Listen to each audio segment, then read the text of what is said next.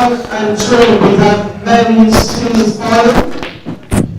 We have Victoria B against Victoria A. Good luck to both teams.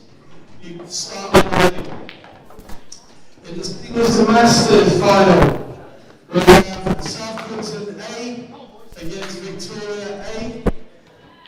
You again can start as soon as you've got your teams ready and get playing away. In the ladies final, we have South Australia A and New South Wales. You can start as soon as you get your teams together. And good luck to everybody. It's a Roman referee, so if you need them, please call Joe.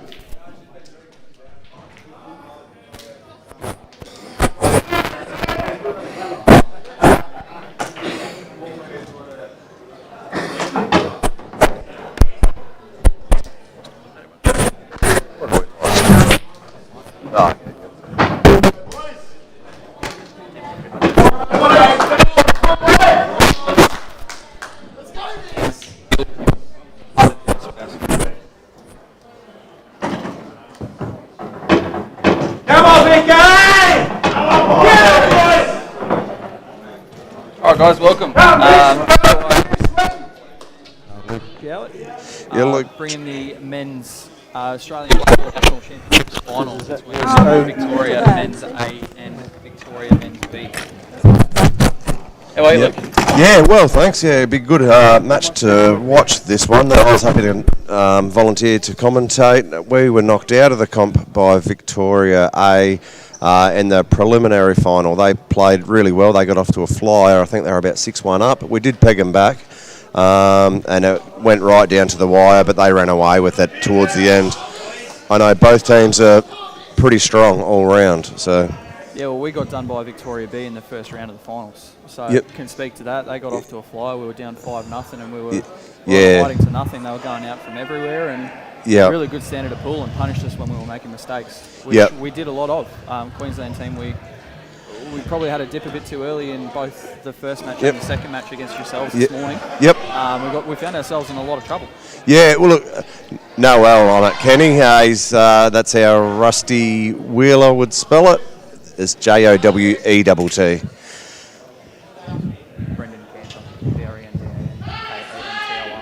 Yeah, so Brendan, like you were saying, I think that's a little indicative of a lot of the matches this week. If you can get off to a good start, that's exactly what you need, and you need to be taking those chances. And in the men's, in the Open Grand Final, that's what the better side will get off to a flyer, and the other will be trying to stay in it.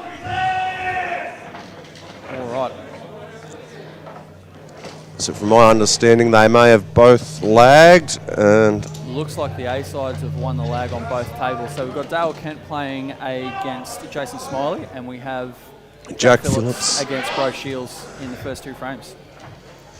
In the other matches going on in the stadium, I know we've got the women, our women's, New South Wales women's versus Adelaide women's. South Australian women's. I'm not sure if they had two sides. South Australia.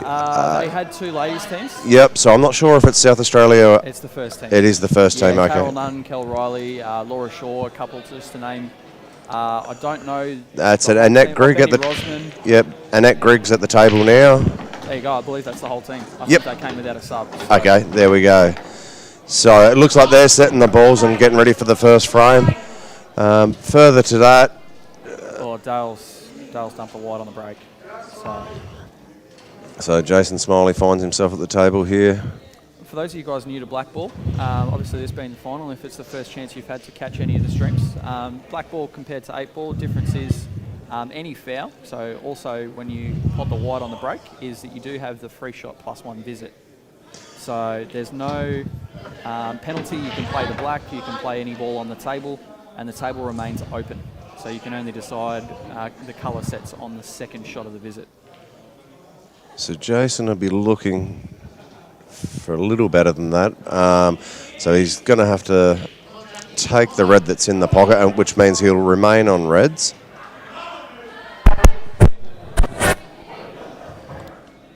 Your side? you might be breathing into it just slightly. Just pull it down. Yeah. It's good where you're just not really front. Yep.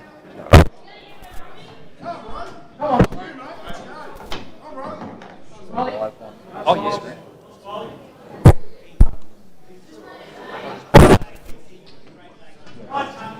So as expected, Jason Smiley's taken the reds.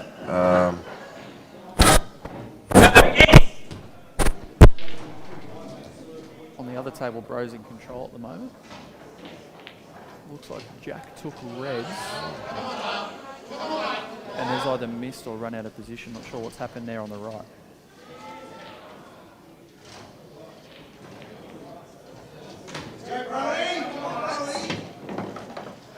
Bro's had a go at the yellow. Looks like he might take that hard one off the bottom rail straight away. I think the tricky one in Bro's out is the one on the left of the table past the middle as we look at it. Yeah, and I think he's got a found ball to transition to it, but I'm not sure what his transition out is just at the moment. Because he does also have the one on the right of the table. He's going to have to get on quite cleanly. I think it goes past the red. And the difference between these tables and the two-shot tables, I find those light little shots you got to do into the centre, they need to be dead centre of the pockets. Because if you go wide, you can't cheat the centre of the pockets on these tables. No, they're unforgiving. Yeah. Thanks, mate.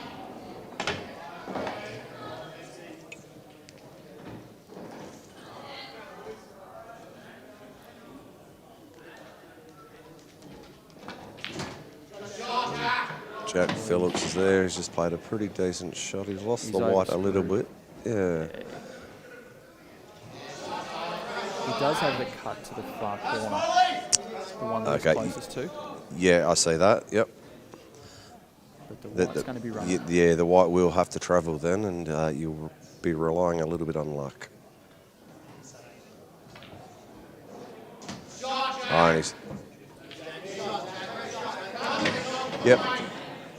So Brendan's with Kenny on tech support right as we go. Jack did play that cut to the top right. He made the pot and he's held the white pretty well. He's got a little stiff there with the white that's hampered the next shot on the red.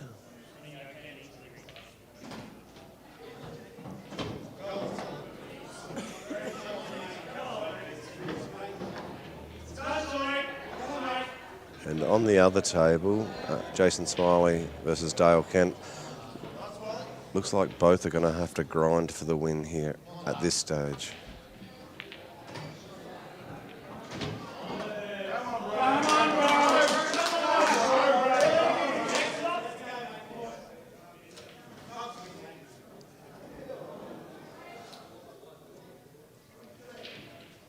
So, and in the seniors and the masters match, we didn't touch on, it's Victoria versus Queensland. Both A sides in that match. Both the A sides in the seniors and masters. So Queensland went through undefeated. Wow, yep. Managed to also win their first and second matches in the final. So they're looking to go through the entire tournament without dropping a match. Wow, that's unbelievable at this level. So I'm sure it'll be a right cracker. Queensland Masters. Yeah, the A team for Queensland Masters went through undefeated. And a couple of really solid players in that team. Adam List, Ian Chung, Dwayne Bauer, a number of guys that have gone away and represented our country at Blackball tournaments across the world. Yeah, I was in England, Bridlington with Chungy a couple of years ago, and I noticed last night in the he played in the Masters singles, and he went pretty well. Mark Cottingham ran away with the win there, but I assume Mark's in the Victorian Masters side. I believe Mark was in the B side, so he played with a couple of the other guys as well. There you go, yep. So the A side for the VIC Masters, you're looking at Jamie Stevens, Sean Partridge, Darren Waite. Yes, so they're both pretty stacked sides. Solid teams, really solid. Very similar quality to what we expect out of the men's final here from the two.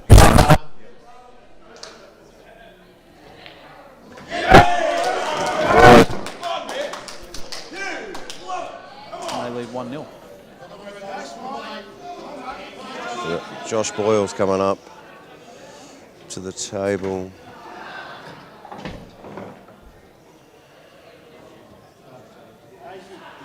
Smiley's on reds, isn't he? Smiley's on reds. He's just played that to tie the yellow up. Now the thing he needs to be careful. 1-0. VIC B.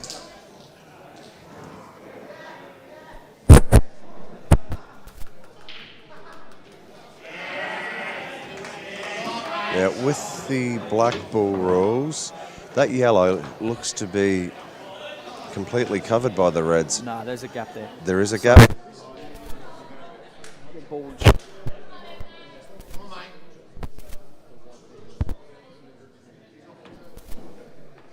Saving from the camera angle. There is a gap there. I'd be happy for me not to play that though. Looks like he's going to play the plant and kick the red out at the same time. Yep, and open it up. So this is going to clear the pocket. This yellow will go rail first into the red that's closest to the yellow. We'll push both reds across towards the other corner pocket. The other yellow will cannon the second yellow in the pocket and sit. And the white should come 2 cushions. And Just he's done like that. exactly what you said. He looks to be on it. Looks to be on it. It's difficult to get the white back out. The jaws on these tables are very different to what you find on a net pocket table. Yeah, I found that, Brendan. The balls can sit right inside them, and it's a little hard to work out with angle, as you've seen just then. And Dale's made contact with the ball, but he's cut it real fine and rattled it. So this is a big thing as well in the tactics of Blackball compared to the tactics of 8-ball. That yellow sitting over the pocket is actually a nightmare for Dale. Absolutely, and Jason Smiley's gone red hot favourite for this frame. Yep, 100%. What Jason's trying to figure out now is if he plays the red on the side cushion and he hits it too firm, will he leave a stalemate? So he's just taken the ball in hand. Taken ball in hand.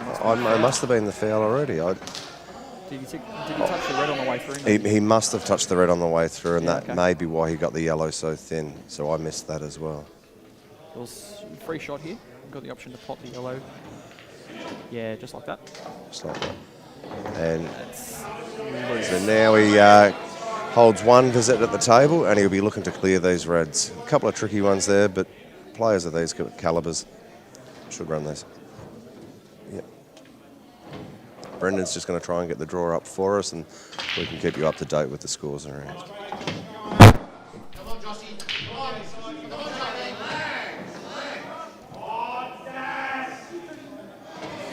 Apologies, guys. We haven't got the Q scoring, so we're working off what we see in front of us. We won't be able to tell you what's going on until we see it, just like you. Jason's got one ball in. He's with the white here. Looks to be frozen. So the white will naturally want to go towards the pocket and not straight across. And that's the risk. And that's the risk. And Dale with thin cut on the black in the middle. Joshy Boyle is playing against Aki on table number 2.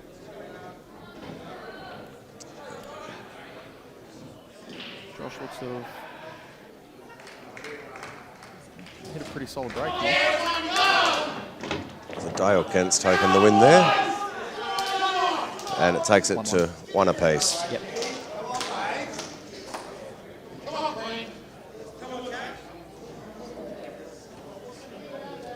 So we've got Cran Wrigley coming to the table now. For those that don't know, he was part of the men's team in two-shot world rules, won the world championship for Australia back in 1996, I believe. And I'm told that he played the winning Blackball to win that.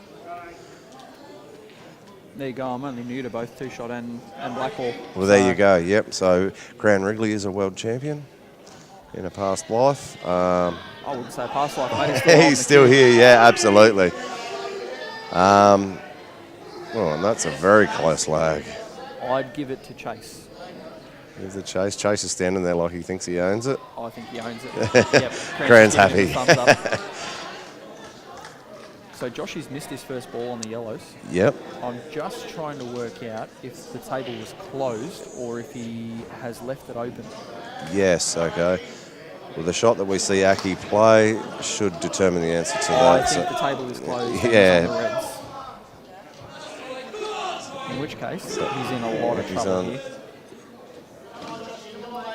Because he's also left the plant for the yellow down the rail, and then the yellows all link quite nicely. They do, yeah. And with that yellow on the bottom left pocket covering those two reds, it's going to be difficult, but not impossible for Aki to find his way into the frame. So Chase has just broken on the table on the left. He's made a ball on the break. There's no nomination in this game. So Chase now needs to pot a ball, red or yellow, and that'll be the colour that he plays. If he pots a red and a yellow in this shot, I believe it's still open table. Is that right, Brendan? Yep.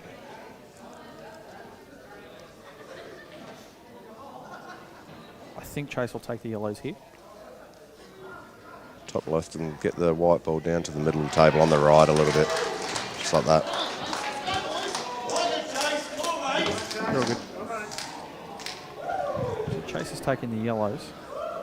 The shot here, I think, is to play the yellow in the top left corner and hold off the red to the left of the two yellows And between the middles. And to the centre on the right afterwards. Yeah. Yeah, correct, mate. Dale did throw that one away. I think that's probably the best way to put it. That's a nice shot by Chase. Greg, we got done, mate. We went out 13-5 against VIC B in the first round, and we lost to New South Wales A this morning, 13-9. In reflection, we probably were a little bit too loose. But this game and this set of rules, Brendan, it tends to be a little more high risk and high reward as opposed to two-shot world rules. Correct. And so you do need to take your chances, and it's a bit easier to get out of snookers and that on these tables, and you've seen a lot over the week. People will get out of a snooker and knock the black, and it'll go in one pocket accidentally, and they can take the win. Yeah, very much so.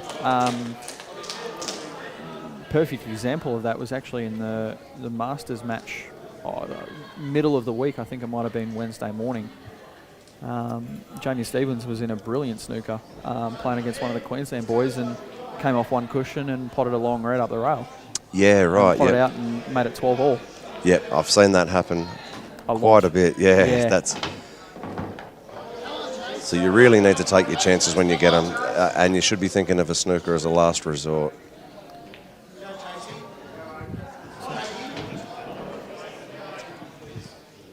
Yeah, thanks, Kenny. So Chase. Yeah, long Victoria B and New South Wales A got us 2 in a row. Yes, we went through the teams undefeated. But yeah, really disappointing last 24 hours for us. Chase has played a pretty good shot there too. I think he's slightly high on the yellow, which will bring the white down to the last yellow. That's a huge shot by Aki. He's just played the skill shot and cleared the pocket completely of those two yellows. That's a great shot. So the way Chase is looking at the ball he's on, the yellow in the centre, tells me the angle isn't there to float down to the last yellow. He's either dead straight or just off the wrong side of straight. Yeah, initially I thought he had the angle, but he... Yeah. The guys, just while... Oh, he's... Oh, that's a great shot. He's just hit it a bit too firm. Now, as much as Aki's just played a great shot by clearing the pocket, he's still in a tricky spot here to try and hide the white or pot out. The tricky part about it is that there's a yellow up the top end of the table. The two yellows still are potable into this corner pocket. The red is that red on in the corner? Can you see, Luke? In the top right? No, come towards us. This red here between the red and the black. Oh, sorry, between the pocket and the black. That red's on? Yes. Okay. I believe that's on.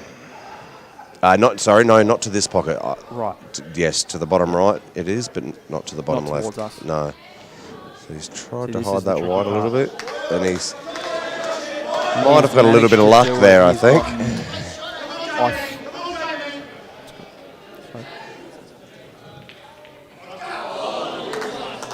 And Chase ran out of position on his last yellow. He's tried to play a containing shot. I do think Cran can make the middle ball to the middle left. I think we may see Cran hide the white.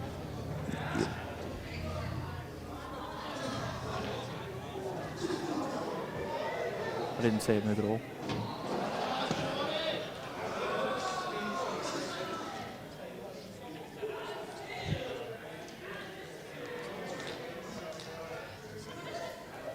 Josh may be attempting a backwards cut.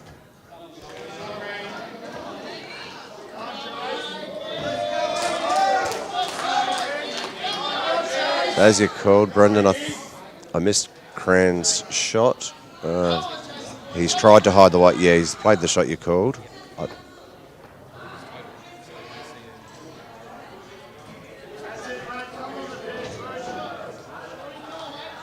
And he's played exactly what you called.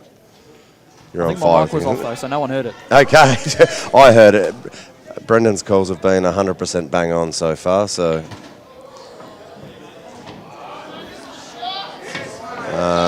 Chase has played a pretty decent containing shot out of a snooker to run the white down in behind the yellow. He hasn't snookered Cran. But again, Cran's a very cagey player and he's not going to... Aki has an out here, but it's going to take really good cueing on this first shot. He's going to need to play the red that's to the right of the black, stun across for the red that's on the rail. He'll then need to screw back just high of the red to be able to top through to the left cushion and play the red into the right bottom corner, which will be his last ball, and then play the black in the centre. So you've mapped it out already really quickly. He's going to have to be cute with that white ball. That's now not good. He's going to have to come middle first, screw back, and I don't even know if you can get from the red on the right cushion back across. I think the yellow's just in the right spot beneath the black. This is now, I don't think the out is on here. I think Aki needs to find a good containing shot and cover a bag or hide the white where Josh can't pot a yellow, but I can't see a straightforward spot where that's possible. Yeah, I think he's looking at where the white might go if he still attempts that cut down the rail. Do you think a face cut's on here between the two yellows and try and get the bag? I didn't consider that shot. So looking this at it red now, here on the right cushion where Aki's closest to, face cut it between the two yellows and get that back? Yeah, that could be a shot because then you're leaving the white long if you miss it. Yeah, fish hooks are out, Greg. I could see that.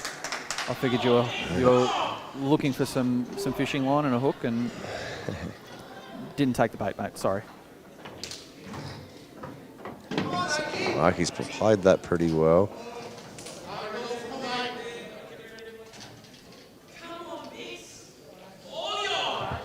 Fair point, Matty. Just looking at your comment about the skill shot should be a called shot. Yeah, okay. I have heard people mention that. I think that's not a bad idea in that if you are trying to attempt a skill shot, you should have to call it. I don't think, my personal opinion is that if you don't get that skill shot, you shouldn't be penalised. Yes. Because you haven't actually committed a foul. Yep. And you haven't knowingly just potted your opponent's ball. Yeah. But I think the fluke jag pot someone else's ball. I think there's a fair argument. Yeah, there is a fair argument, and I have read plenty on lines on the forums and in group chats and that, and that's a fairly strong argument. I wonder if this red is on past the yellow. If it is, I don't believe it is.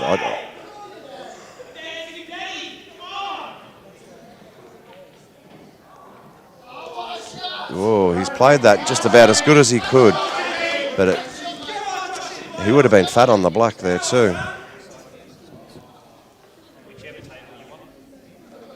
Awesome, thank you. So we go back around the grounds a little bit. I can see Victoria, I believe it's Victoria 2-1 up in the Masters over Queensland. I don't know that we have a scorebook for the women's final. Can you see one? I can't see one. Yeah, we'll try and keep you guys updated with the scores as we have them available.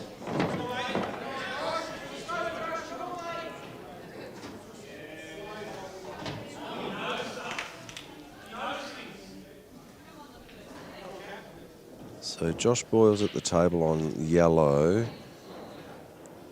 To be honest, they don't look fantastic.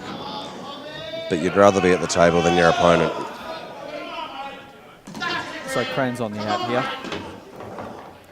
He's played a pretty poor shot there positionally. He's on the wrong side of this red. He wanted to be just past it, so he could just stun back and top to the bottom cushion. If he just drops that red in it.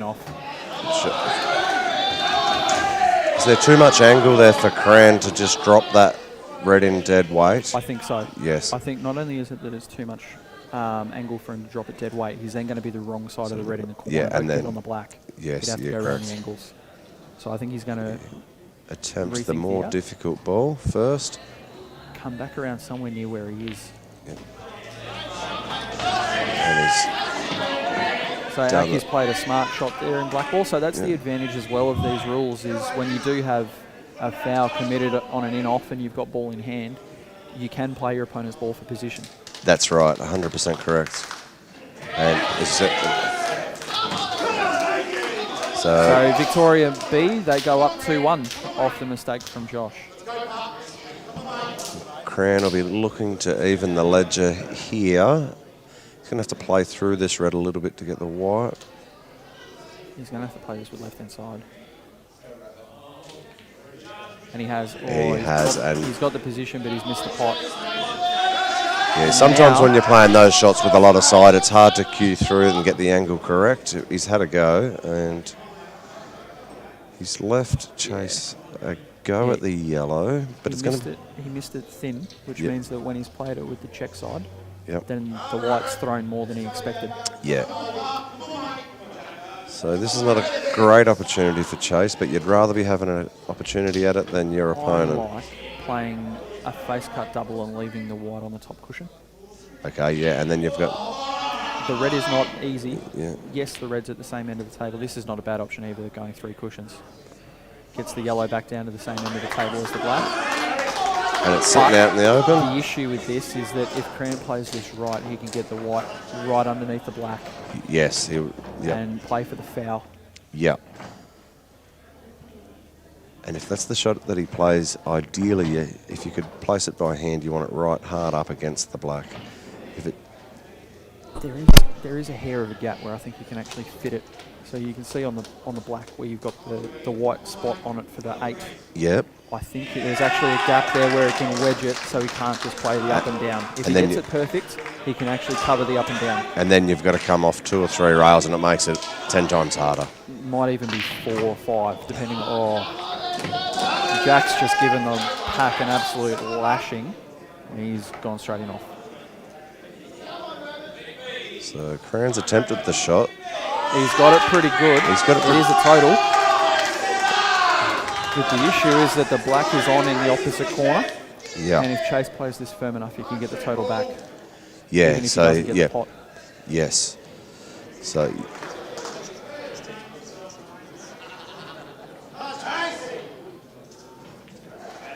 Kenny Nickel just thinks that you're fishing long.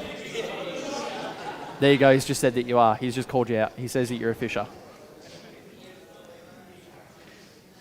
Chase is attempting to get out of this snooker, and he has, but he hasn't made the pot, and he's covered the black. He's covered the black. It's a good shot, but he's not going to like his next one. It's a cruel game, this, isn't it? If the yellows... So for those that are just learning this rule set, you must attempt to have a shot at your ball. Now, if at any stage, Cran is now on the red, and if he doesn't make a legitimate attempt, as per the rules, he would lose the frame. I'm just wondering if we have... Cran's on the reds, so Cran's going to snooker behind the black here, I think. I don't think there's any merit in trying to pot this red and coming around. percentage play is just to wait for a better opportunity. Because by snookering, you're also forcing Chase to then try and get out of the snooker. And in turn, try and get the free shot. That's also a good option. Yeah. Yep. Yeah. Kenny's just suggested a good shot as well, is to pot the red and then use the black to snooker. Cover it. Yep, okay. Yep. Try to get your free shot, and then you'd clear the yellow, whether that's into the hole or open the black and then put the black in. The reason I don't like that, Kenny, is because you then are playing position off a ball you're trying to bump out if he misses it. So you've got the red on the other side of the table by tapping it. You can actually play the black relatively close to full ball or even half ball and bump it, move it. Yep, that's a great shot there, because now Chase has to move the yellow, and if he doesn't touch the yellow, Cran's going to have a free shot to move the yellow and play position for the red in the corner. Yeah, he may even elect to, if he gets the free shot, to bring the black ball out into play and hold position for the red. First off, though, Chase is going to have a go at this yellow. I think he may be looking at 3 cushions to try and play the yellow full ball towards the bottom cushion towards the red.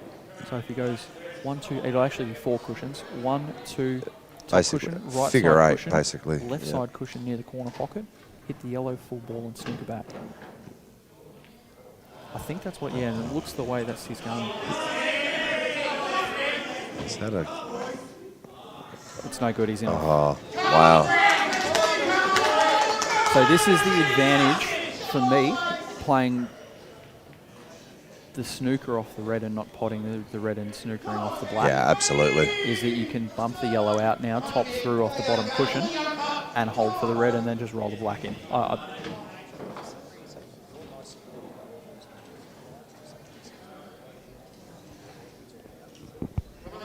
Yeah, I think so.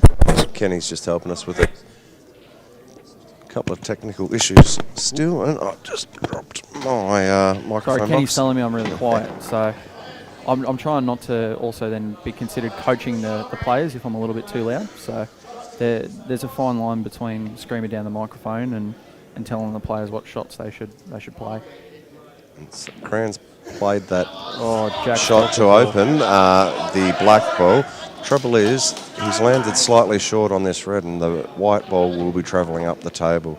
Should still give him a decent shot at the black, but he doesn't want to run the white ball too far. This is almost the same shot that you see snooker players play off the pink to the black, where you've got to come short of the middle pocket and come 4 cushions. He's just dollied it in. He's accepted the long black. He's taken his medicine, and now he's got to have a dip. The layer-up shot there is to go the 4 cushions and come back down. All the way back around. The percentage shot here by Cran is to accept that he's just going to have to cut the black in from the middle of the table. And Brendan, anytime you've got to run the white ball around the table like that, you do run the risk of putting the white ball in off, as Chase just did the shot prior. Stubbsy, we're in sunny Hamilton, mate. We're about 3.5 hours west of the Melbourne CBD. Beautiful town. Really enjoyed the week here. So I highly recommend for anyone that's looking to travel to any regional centres, obviously with overseas travel not being an option. I think Hamilton's a really nice place to come and spend some time. Cran's just played a ripper black. Nice black by Cran there. Had a chance to go out west yesterday, actually, in the break between the 9 o'clock session and the finals. We went out to the volcanic area about 20 minutes west of Hamilton and went out and saw some of the sinkholes. Yeah, right. Yeah, wow. Really, really cool place to go out and see. Yep. I've been there on previous trips, not for 8 ball, but with the family and that, down to Warrnambool and Portland. I think we're about an hour from each town. We're only about 45 minutes, I think, from Halls Gap, right in the heart of the Grampians. So, again, Hamilton would be a great place to base yourself for a few days off and go out and do a few day trips. Next year, Stubbsy, I actually don't think that's been confirmed just yet. I have heard some talk that we may be back here again next year. We may be in Queensland. We may be in WA. There's a few options that are on the table. Now, that obviously is just a bit of chatter that's been floating around the room. Don't know anything for certain.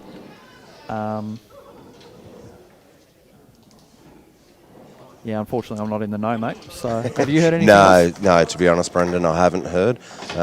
Originally, we were going to be playing this one last year, but COVID stopped that. It was supposed to be in Perth, I believe. Yeah, correct. Yeah. We the Queensland shirts have got Perth written on them. I did notice that.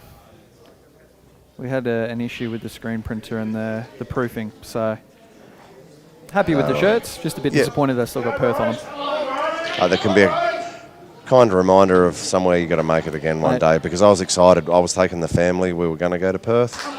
Never been there, but something to keep on our bucket list. Yep. Yeah, nice place. Went there twice with basketball. Okay. So past life, I was a basketball referee. Right. Yep. So I had the chance to go over there twice for national championships, and really lovely place, mate. If you get the chance, get there. Go to Cottesloe, enjoy the day. Absolutely. Yep. I'd argue it rivals the beaches on the Gold Coast. Okay, wow. Well, that's a huge statement. So we've got Steve Lansborough at the tables trying to play a containing shot. I think he's contained Jack Green. He has left Jack on the yellow on the far right. He's actually left him on the top middle yellow as well. I think he's trying to draw a mistake. That's a great shot, but the issue is where the white. Yeah, he's overplayed it. He's overplayed it a little bit. And not only has he overplayed it, he's now forced himself into trying to snooker. The double's not on here for the yellow. The black's in the way. And not only that, he's snookered himself on the top yellow. So Jack Green has just come out of the juniors. I'm not sure if he's 18 yet, but I know he played the last junior nationals with my son Rory. I can confirm that Jack is definitely 18. Okay. Had a couple of beverages with him the other night. So yeah, good kid. Yeah. Jack's played a tap up, but he's left rabbit a thin cut if he wants it on the red. But he's played it in such a way that even if he leaves the white on the bottom end of the table, he's going to have that yellow over the middle. So there's a bit of pressure on this for rabbit. He's got to play a good shot here, one way or the other. I'd even argue there's nowhere to hide. To me, I don't. Well, he's going up the table. This doesn't like the thin cut. Big shot. I'm not sure that that's the shot to play. He's had a really good go at it. Had he made it, though, look at the white, would have not been great on the black. And I think the thin cut for that reason was a chance to get back across the table for the black in the same side's middle. That's what I was thinking, Brendan, yeah. So he's left Jack on with a real genuine chance here. He's done the same thing. I think he's a little bit nervous, mate. He's overplayed a couple of balls there. It's easy to be nervous out there, mate. Young guy, just straight out of the juniors, and then you're in the 2021 Australian Blackball National Open Grand Final. It's a big step up, and transition's hard. In any sport, from juniors to seniors. Absolutely. Jack's played another huge shot. And he is absolutely plumb on this black. That is one of the best shots I've seen this week. Absolutely. Under this amount of pressure, at this point in the tournament. and Steve Lansborough is not stoked with that. He's had some kind words for the young fella. Yeah. But it's an absolute battle on the tables, Brendan. But to be fair, we're all mates off the table. We're a big, happy family here. There you go, 3-2 to Victoria A.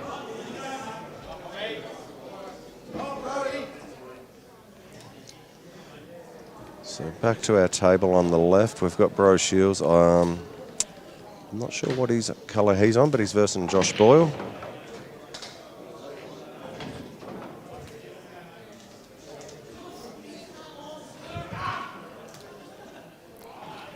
I like the reds, but I don't see a starter because I think the red that he's closest to covers the one on the right cushion. Maybe the one to the left of that ball he's closest to goes in the corner, which is then going to bump the yellow.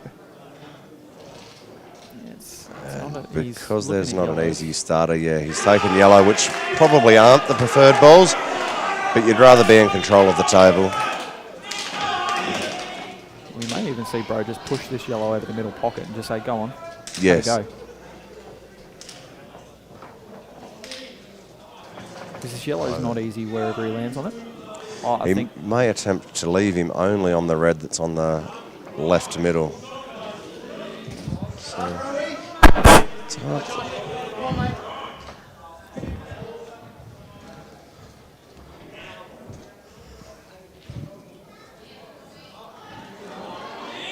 So, I think he's... Yeah, I've tried to land. I think he's on... If he was to play to the bottom left, he'd have to play a combination shot.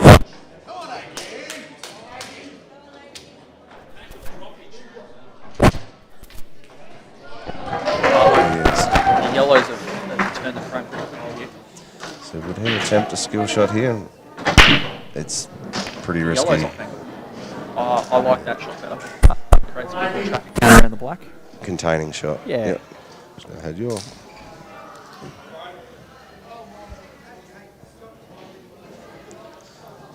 So Bro's got 3 open yellows, but 2 that are tied up.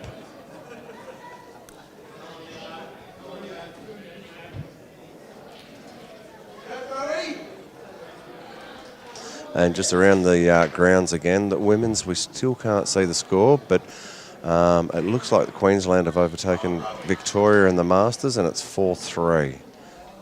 Assuming that Queensland are the red scorecard and Victoria are the blue scorecard.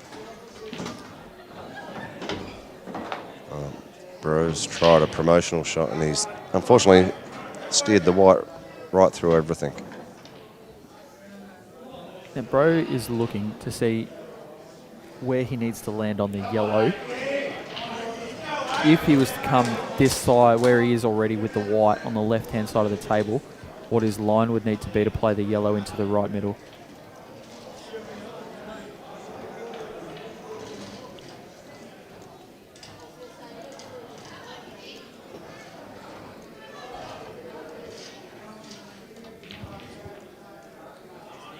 And Bro's lost the white there.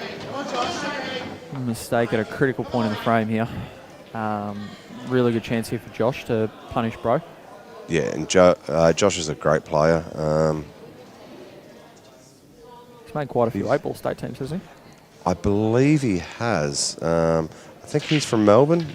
We're from northwest Victoria, so most of the pool that we play, we find our way to Adelaide to play, and that's Broken Hill boys, aren't you? We're with Broken Hill, Yep. and New South Wales. We live right on the border. Yep. And so all the 8-ball we play back at home is across the river and actually in New South Wales. Yeah, so that's right. how we're here with New South Wales.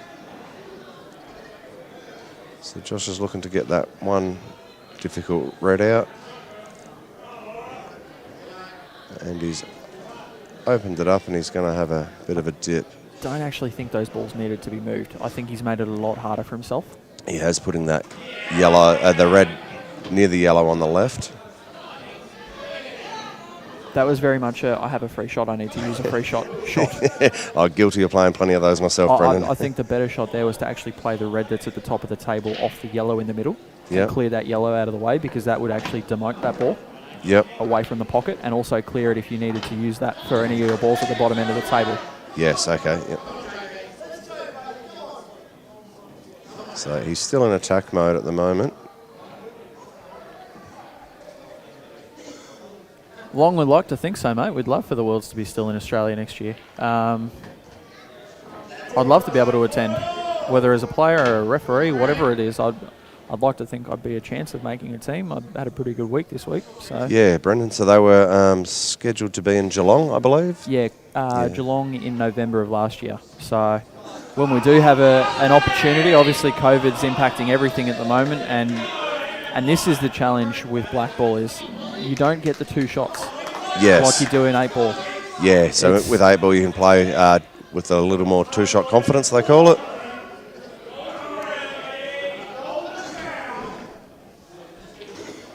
Long, you must know more than me, mate. South Australia scheduled to hold the next World Championships. Can you let us know, please, mate?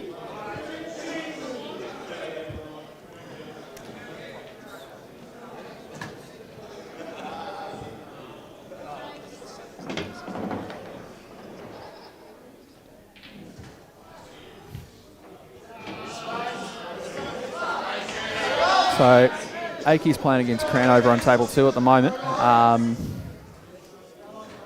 Still 3-2 here.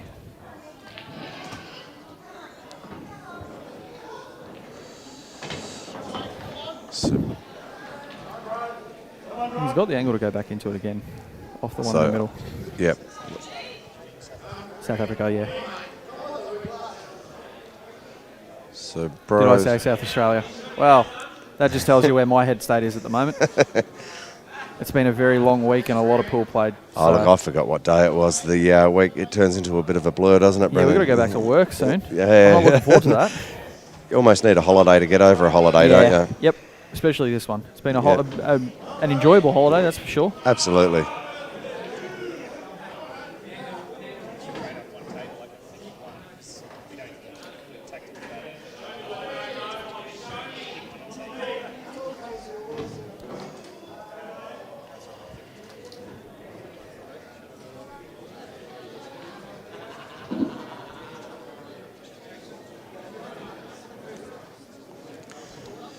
So, Bro's looking at how he can promote that yellow that's on the reds. Does he play the yellow in the left centre? And He's or not on no? a face cut.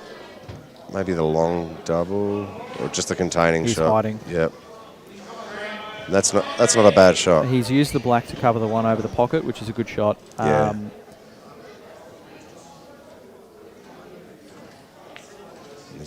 And he's left a little bit of distance there between the reds, so it makes any containing shot that that Josh might think of a little more difficult when you've got distance. The shot I can see is the red he's closest to towards the black.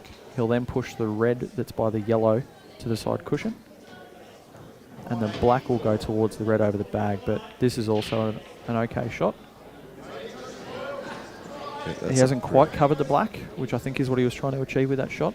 Leave the white ball in there and keep the Yeah, black and covered. push the red right over the bag. Yeah, Long, we don't like it either, mate. We'd like to see Queensland in his.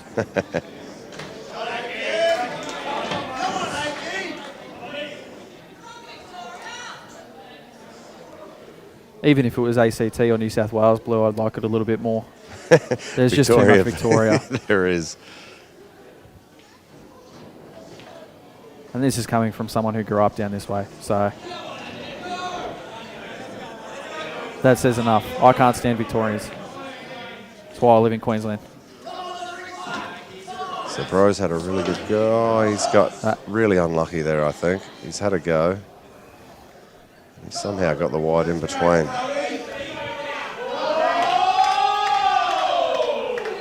So Cran's now in thinking mode.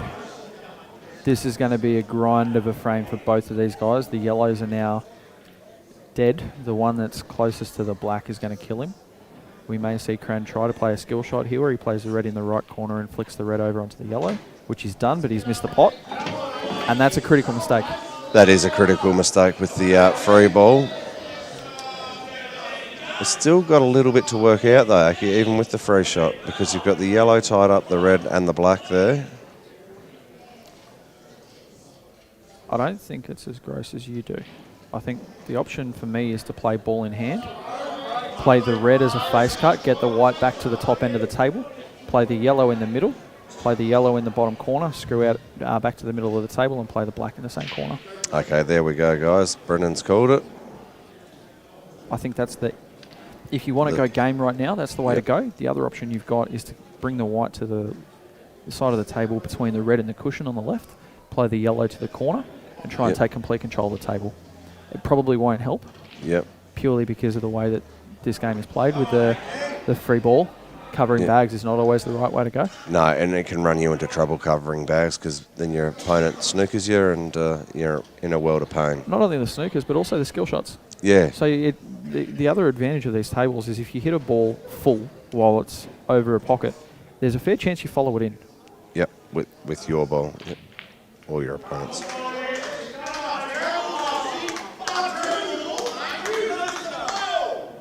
I don't like that shot. I really don't like that shot on the right hand table on table 2. I think Aki's just lost the frame. Yeah, he's left himself no real shot at a yellow. I guess the shot that he may attempt is if he can get a thin cut and cover the red. But I don't know that he's even got that angle there, has he? I think the way that he needed to do it, if he was going to push the black out, was to use the red that's still sitting on the left-hand cushion to push that into the black, which would then mean that the white held high for that yellow. Yeah, and if the white was, high, you'd have more options. Switch our focus over to the other table while Aki has a think. We've got Bro at the table on yellow. Looks like he's lining up. Bro's in some trouble. I think the red covers the double.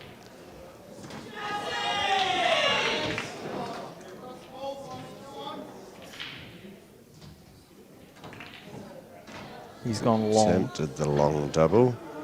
He has pushed the black in a spot where it now is covering that red. I think Josh will probably play a little containing shot with the snooker on the ball on the left.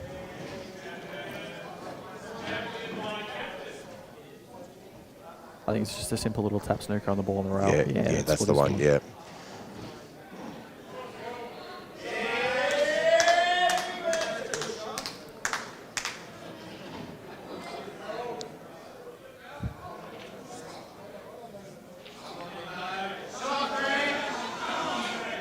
Crane's played a nice shot, but he may have left a thin cut on the yellow in the middle. And if he's left a thin cut on the yellow in the middle, there's a fair chance Aki gets back to his yellow at the left corner. Yes, the yellow, it does look a little past the pocket, but if you can sort He's of cut wide it, enough, I think. he's wide enough that he can cut it back a little.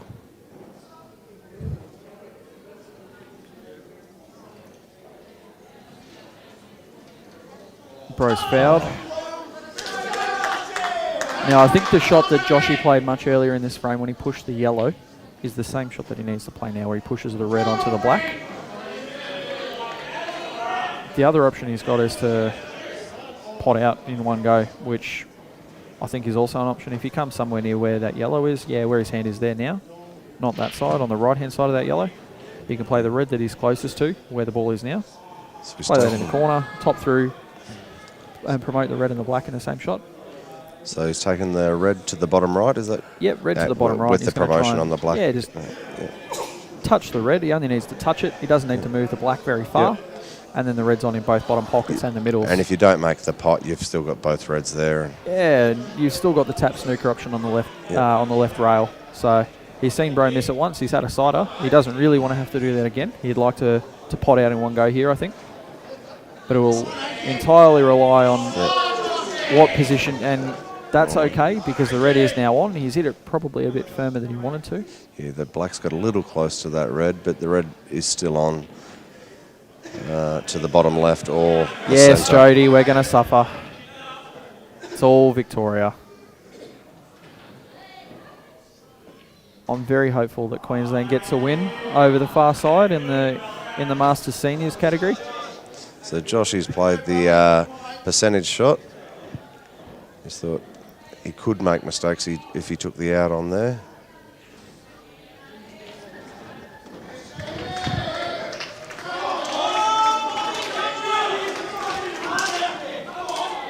And looks like Victoria and the Masters have just squared up with Queensland and gone 4-all.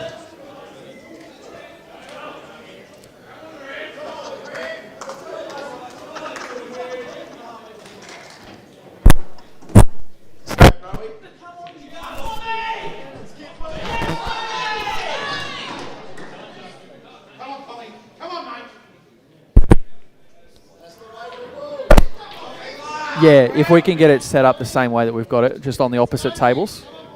So if we can get the one for the ladies on 16, thank you.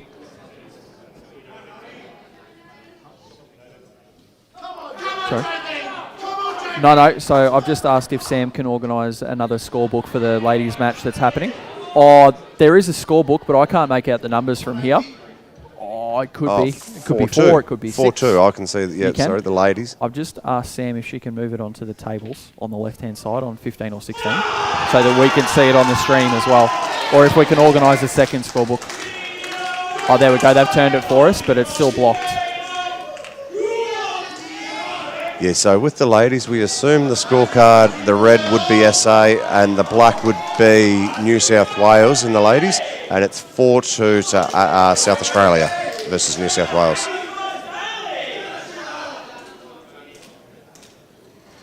Sorry, guys, we shifted our focus away from the pool for a second and haven't... 4-5, is it? Yeah, so...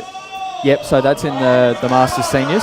Yeah, Victoria's just won the last 2 frames to go from 4-3 down to 5-4 up. So, yep, so South Australia lead 5-2 in the ladies at the moment. in the ladies. Yep. Yep. Yeah, they've just won a frame, which has given us the telltale of what's happening. And to be honest, that both crowds of the ladies are a little more reserved than the men's at the moment. They're pretty quiet over there. Unlike them, usually the It ladies is. are the raucous, loud ones. Absolutely. It's a nice change to see the men get a bit excited. Usually it's the ladies that are the loud ones that cheer, and Yeah. not that they carry on, but they like to get involved from the sidelines. They definitely enjoy their pool a little bit more than what we do. I think we take it a bit more seriously. Yeah, and that, yeah. Not that the ladies don't. I think No, they absolutely love it. And there's some gun players there in the ladies. Some good potters. Oh, Bro's just taken on a mad shot and got the cut, but he hasn't. I'd like I to didn't see what even he's see doing that. with this black. You'd want to see that. Can we instant replay that cut, Kenny, that Bro's played on the yellow? I think the only shot I can see is to play this 2 cushions. No. So left side cushion low, bottom cushion, kick it in the middle. To the middle. Okay, I was looking at the same shot, but top right. So That is, yeah, you sort of play it as a 2-way shot, one way or the other. yeah, that's perfect. Thanks, Sam. Yep.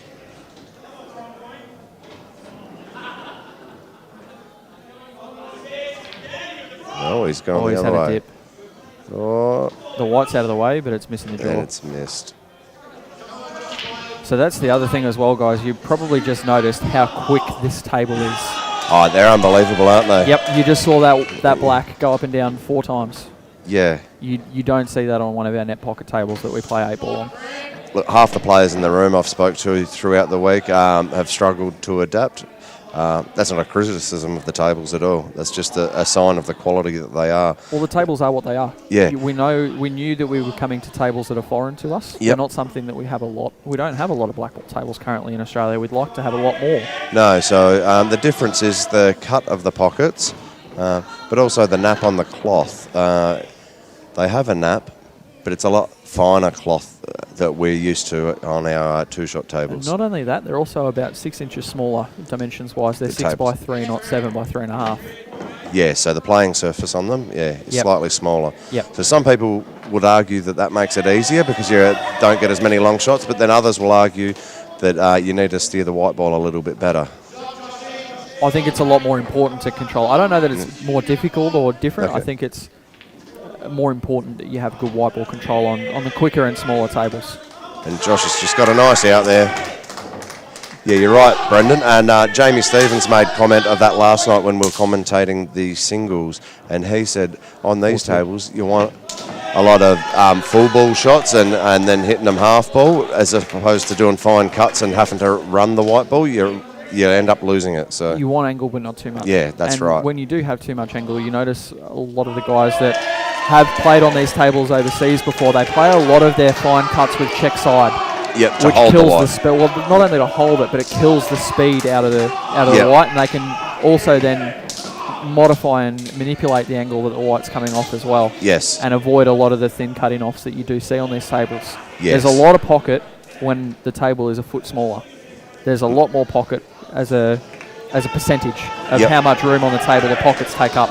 Yep. And especially with the square cut jaws, they take up a lot more space. The jaws are actually a lot longer than what you find on one of our All-Stars or a River Billiards table or an All-Cox. Absolutely. They're much bigger jaws. Yep.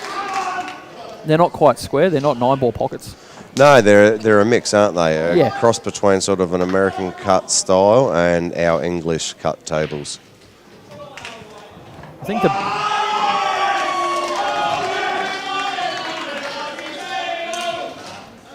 Masters are definitely up and rowdy. It's 6-4 over there. It's just gone 6-4 Victoria. who 5 minutes ago were trailing. So Jack Green's controlled the break a little bit better this time, but I think he's gone. Oh, he's got a ball. He's made a ball. One of the last balls moving. A bit of a mess on the table there in the bottom right with the black, the yellow being covering the black and the 2 reds that are there. So a little bit for Jack. Did you see many cut breaks this week? No, I didn't. I did see a couple of players that did do it consistently, but on a whole, the players on our side all hit the head ball. Front ball. Yeah. Because this break reminds me of what I usually see if someone cut breaks. Okay, where they hit the second ball, all the balls go to one side of the table, like this, where they're all over on the side where Jack was breaking from. Yep. He didn't split them very well, I'll be honest. Yeah, he's ended up with clusters, which are never fun. And it's going to draw some of these frames out. I don't know if the tables are playing a bit differently to when we were on them. We had a couple of matches on the stream. Okay. Yeah, they we only had the one match on the stream tables, and that was early in the week. So it's difficult to know how they play as opposed to the others at the moment. Yeah. But these good players, they adjust. Just looking at the stream, you can notice where the balls have been racked. You can start to see the wear in the marks. cloth. They have had a lot of pull played on them, these tables. Yeah, absolutely. A lot of pull in the course of a week. Yeah, for the last week, guys at home, we've been here from about 9 a.m. And then till about 1:30 a.m. in the morning, some nights. So a lot of pools being played. With that in mind, we've got to say a big thank you to the Australian Blackball Committee. They've spent a lot of time here out of their volunteers. No one's paid. Really big thank you to everyone in terms of the tournament organising committee and everyone that's been here, the refs, the officials, the canteen staff, the bar staff. Everyone's been great. So a really big thank you to everyone that's been involved in the production of this week, not only here on the floor in the venue, but also the town of Hamilton. The town's been great as well. Everyone's been really accommodating. And it's been a great week. To be honest, I cannot believe how Mark Cottingham has played, and he won the Masters singles last night. While he was playing that match, he was giving us tech support here on the computers. He was down the other end of the room at times, helping with scorecards and what have you. Unbelievable. It speaks testament of his character.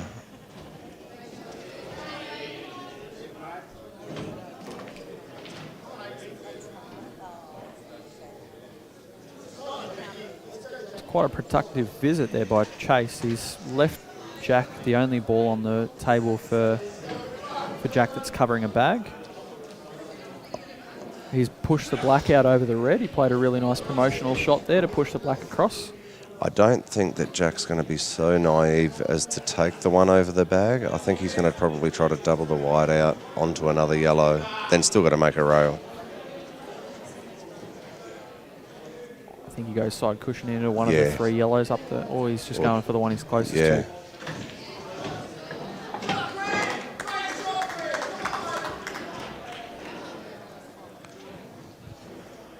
So according to the crowd, Cran Wrigley on the table on the right's just played a great shot. Yeah, Greg, correct, mate. They are different dimensions. Now, not sure if you're talking the table itself in terms of the playing surface or the cut of the pockets. The playing surface of these tables is 6x3, but the table itself is actually 7x3.5 when you factor in the side rails. They are a similar size walking around to what we play on normally. They are similar. The normal All-Cox tables? Or English 2-shot tables. They're similar. Similar. The playing surface is noticeably different, though. Yes, in terms of size. Absolutely.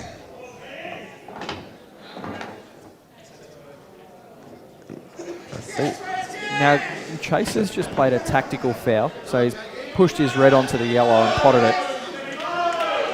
So he's left Jack Green with a free shot. I really don't know about if that was his best option there. I thought his best option was actually just to promote that red without potting the yellow. Yeah, so without giving away the free shot. So Jack will be looking to make that black pottable and then taking the game on. Saying that, he's got a problem with the yellow that sits near the middle bag on the right, just below the red. That's going to be an issue for Jack too. The only thing as well is he may even just pot, just like this, pot this red, clear the pocket. Yep. He's run the white again, but he's going to land. Yeah. That's just about the worst spot on the table he could have landed. The shot was a little loose. He needed a bit more finesse on that white. Yeah, thanks, Greg. Thanks for clarifying that the playing surface is 6x3. So over to the Masters there, Brendan. It looks like Victoria have gone 7-5 up. They must be on a little bit of a roll.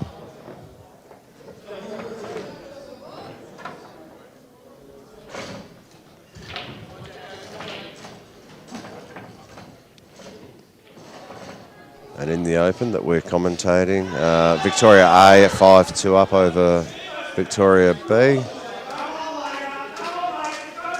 Jack's just played a poor safety shot. He's left the red at the top of the table. Now, the only reason that I say that this is loose is because he's left the white clean queuing. He's got clean queuing on this red. He can play position wherever he needs to, which he may even just roll the red in and play the long red and get position on the red in the middle. Yeah, and with that bit of angle, where the bottom red sits, he should be able to come out for the red into the middle. He's played it firm and confident, but he's come out well and truly far enough. So you can see that red down the bottom.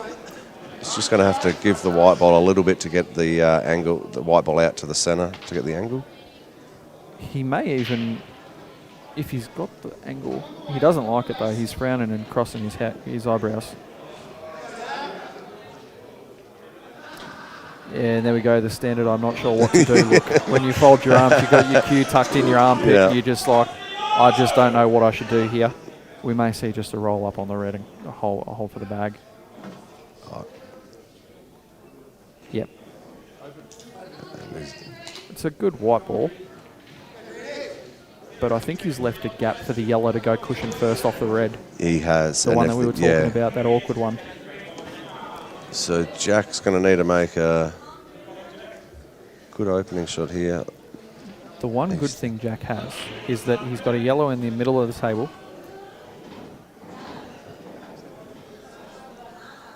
Yeah, there you go, Greg. You know the Aussie table's even better than anyone else here, the 7x3. So the cushions are out of whack, which is why all our doubles are different. But what Chase has left is the cut to the yellow in the middle, and he's got any of 3 yellows that he can land there in the middle pocket. That's right. And off of those 3 yellows on the middle right, no, he's played a containing shot as well. That's a pretty good shot. The only issue is that if Chase can play this in such a way that he leaves the white almost where the red is currently at the bottom of the table, he's only going to have 1 yellow to play. And that'll open the red that Chase has got an issue with.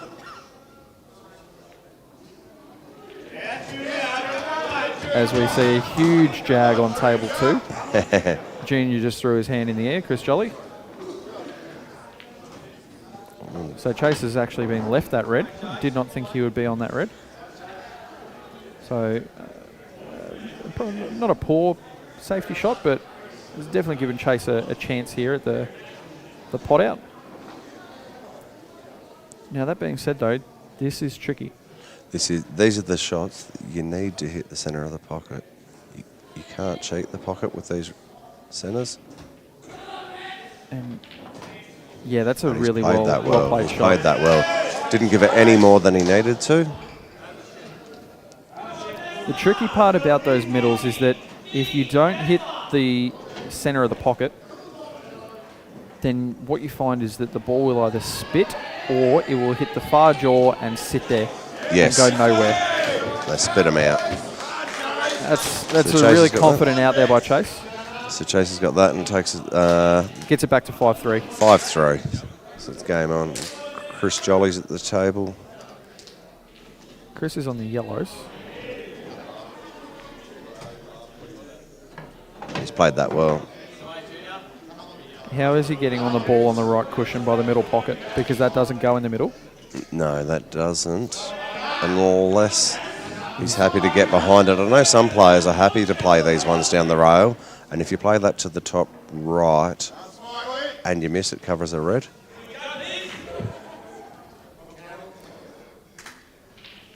The only other option he's got is maybe even bump it. So what we might see here is he plays this yellow in and leaves himself an angle on the yellow that's in the middle of the table to top through. Play that into the top right corner. Yep. Play the top left corner and then leave himself just past the balk line. Yep. To then play the top right yellow and stun into the yellow. And bump Okay, it. yeah, and then promote it off the rail. Because then that... Too late, brother. Richard Williams has just come past and give us a bit of a nudge. He reckons I'm voted off. I'm never allowed on the stream again.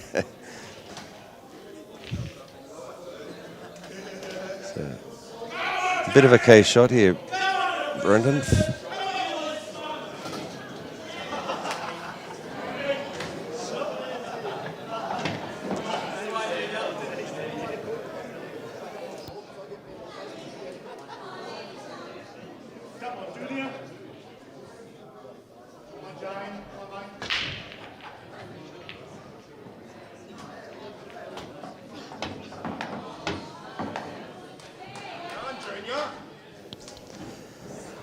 So Chris Jolly's made that pot off the bottom yellow. I think he did want to move the white ball up the table a little more. He's left the white ball a bit low. He did want to just make sure that he's on the ball, though. He didn't want to run and snooker himself behind the red. That was the tricky part of that shot. Yep. Just by making sure he's on the ball, he then has a chance to finish the out. The tricky part of them playing the breakout last, though, is playing the breakout to push the yellow in a spot where he can get down to the black. Yes.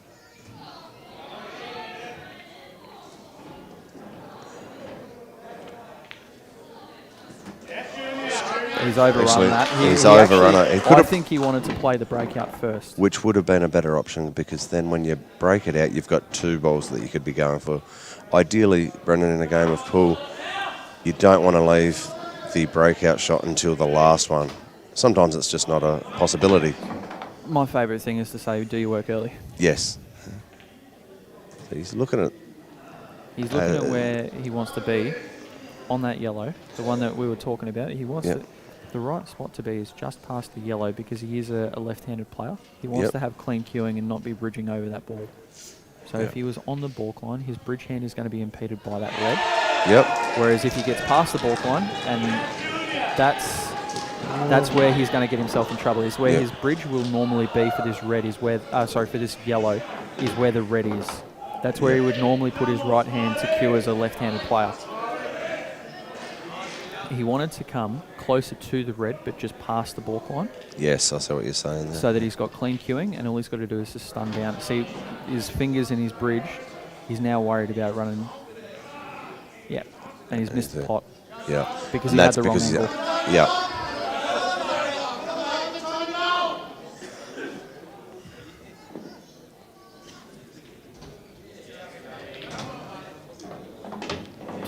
Top hit on the left-hand table there by Smiley. Jason Smiley there versus Jack Phillips. Smiley's on the out here. He's got red in the right corner, red in the left corner, the one along the bottom rail, the one in the middle, and the black in the right corner. A, B, C, D. Yep, this is connect the dots. Just got to not leave a ball hanging. So he's just got to be clean. No, that's all right. Kenny just giving us a little more tech support there. So Dale's left the red in the bag, but it's not the worst leave. The transition now for Chris is going to be really hard to get on the black. He's got to come short side, not long side. Yeah. He's got a chance, but he's got to leave himself the correct angle, which from here sitting in the commentary booth, we're probably not the right people to be talking about the right angle. That's right. Simple breakout shots, yes, but transitions into short side pots, we're not at the table. We can't tell you where he needs to be. We can guess. The angles can be deceiving sometimes on camera too from when you're out there. So Jason... He's taken these weird. He's taken these I think he's overplayed that. Yeah, and I think he would have liked to have kept the white lower to the bottom ball. He can go, though, red in the middle, top cushion, down to the gap and play down through the gap. There's actually an almost natural angle, as long as he misses the yellow that's just short of the balk line on the left side of the table. So long as he misses that yellow, he's almost natural to get back down to the bottom end of the table. The white ball is travelling then, so it looks like that's the shot he is taking. And it's gone off of our screen. I think Jason's played it pretty well. He's back on the red. He's there on the red along the rail, so this is he's gonna need a good shot here. Must pot. I'll tell you what, his natural angle on this pot, so long as he plays it even with just a hair of outside, so left-hand side for this pot, is to flick the yellow that's above the black directly in a straight line. Okay. Just a hair. It looks straight top, and that will mean that the black's on in the left corner. He's come past it. That's a great shot. Yeah, that's a great shot. Played that well. He should just drop this in, and they'll take a 6-3 lead. Now Smiley's in the B team, mate. Smiley's in the B team. Okay, so they will be 5-4. And this is the tricky part about watching VIC matches. Yeah, I actually just assumed because he's played at the table on the left, and we've got VIC A sitting on the left and VIC B sitting on the right. So.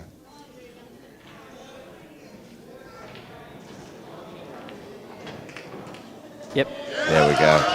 Really nice out there by Smiley. Recovered really nicely after he got out. We've got game on here, yeah, 5-4. Over to the Masters, they must be getting through a pretty decent frame rate because they're 6-7 to Victoria. We have had quite a few tactical frames here in the men's final so far. We have, yes. Also, for those guys that haven't seen much blackball before, one of the things... Yeah, 5-4, Kenny. One of the things that's different about blackball as well, for those that have been to a two-shot nationals or a World Rules National Championships, is the breaks are predetermined by the draw. Whereas here at blackball, every frame is a lag. So there's an art to winning the break. You win the break, you have control of the table, and it's a skill rather than relying on the draw. Yeah, and the breaks on these tables, it's pretty easy to make a bowl, I find.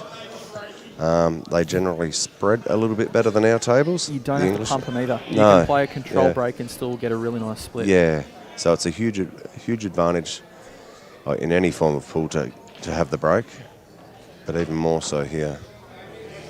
So they're doing the lag now on the left, and it's the closest colour that finishes to the back rail. So Jack Green's won that. And guys, the reason we're using the object balls to lag is because we don't have enough white balls for 2 on each table. So we would like to use the same size ball so that it's a fair fight on the lag. We don't want to be using balls of different sizes, creating inconsistencies.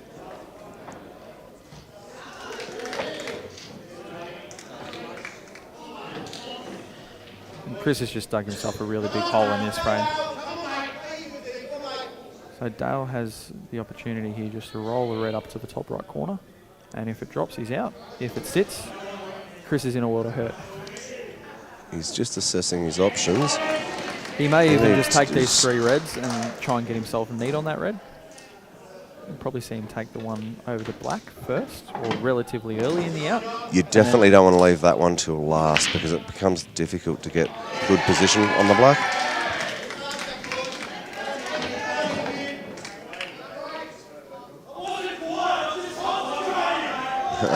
Jamie Stevens has just won a frame and pretty happy with himself.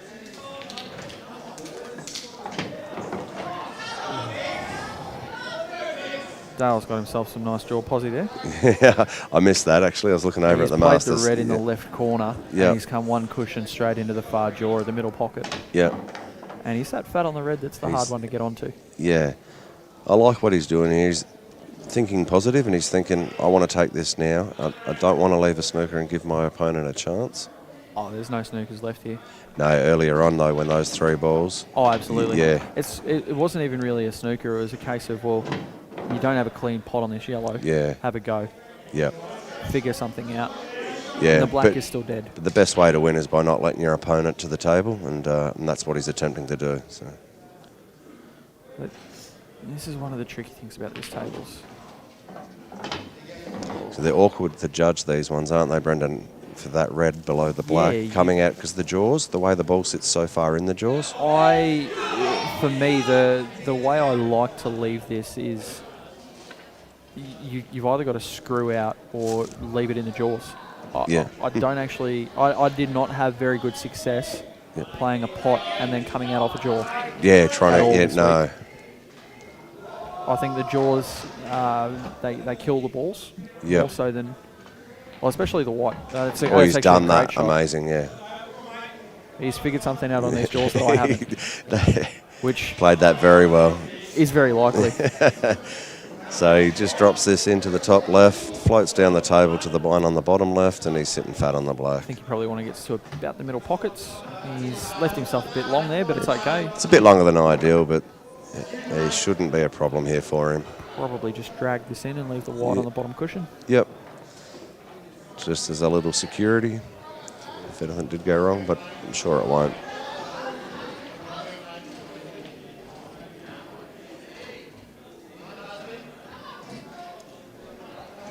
Digging deep. Yeah, just dragged it in. And he is plumb on the black for 6-4. Yeah. There we go. 6-4. 6-4, yeah. It's confusing, Kenny. Too many Victorians, so. But it's 6-4 Victoria A to Victoria Men's B. Over to the ladies' game. It looks like South Australia are on 6, and I can't see. There's a couple of water bottles inside. Yeah, sorry, guys. So I'll just go for a quick wander over to the side of the stage. Bear with me. Come on, Nike. Come on, Nike.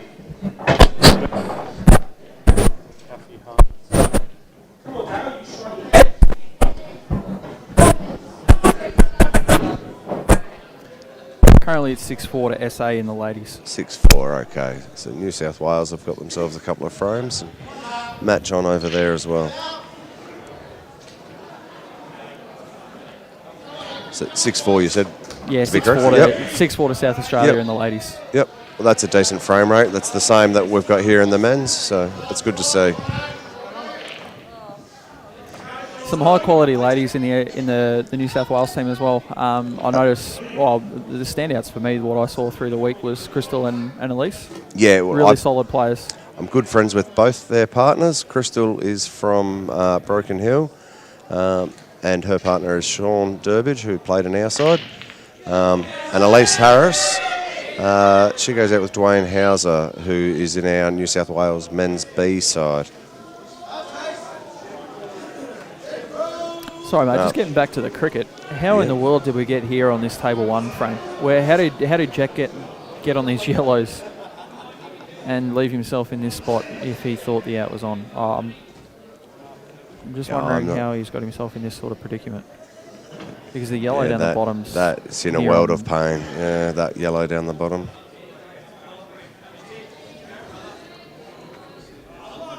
Right. Played a nice shot there. He was total. He was, yeah.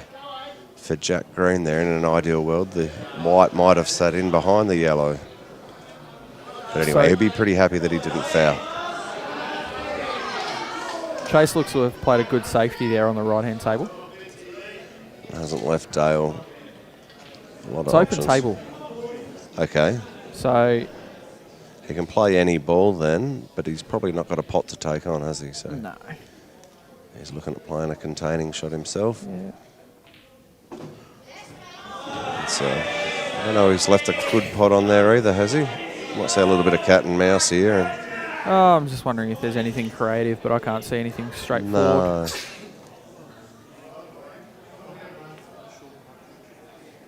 Oh, Akey's bumped the yellow one. Akey's bumped the yellow one here. The yellow has, drops below the pack. If Jack can play one good shot here and play the cannon of the two yellows up the top, he'll screw down off the second one that sits. I think it was the frame in the first round. Jack, well, he's looking at taking it on now.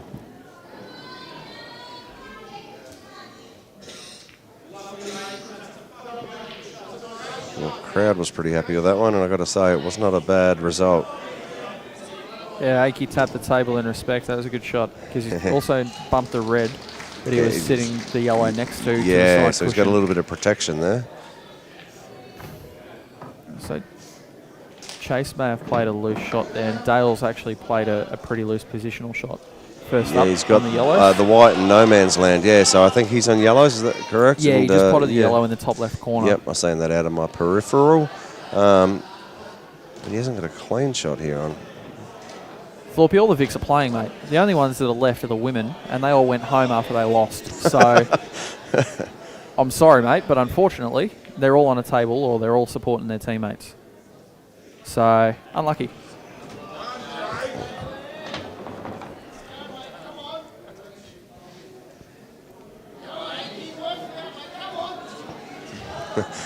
Should be all Victorian commentators as well. Vics can't have everything, so.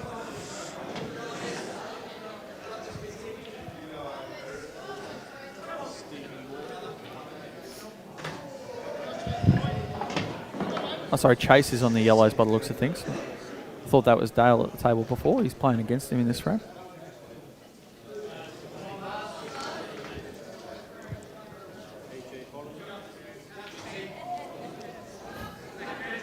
So Aki's looking at how he can keep himself in this frame. He's got a clean pot on there to the centre left, but there's real no advantage in it unless you can open those other reds. Chase has played a loose shot there. He's got himself in a world of hurt.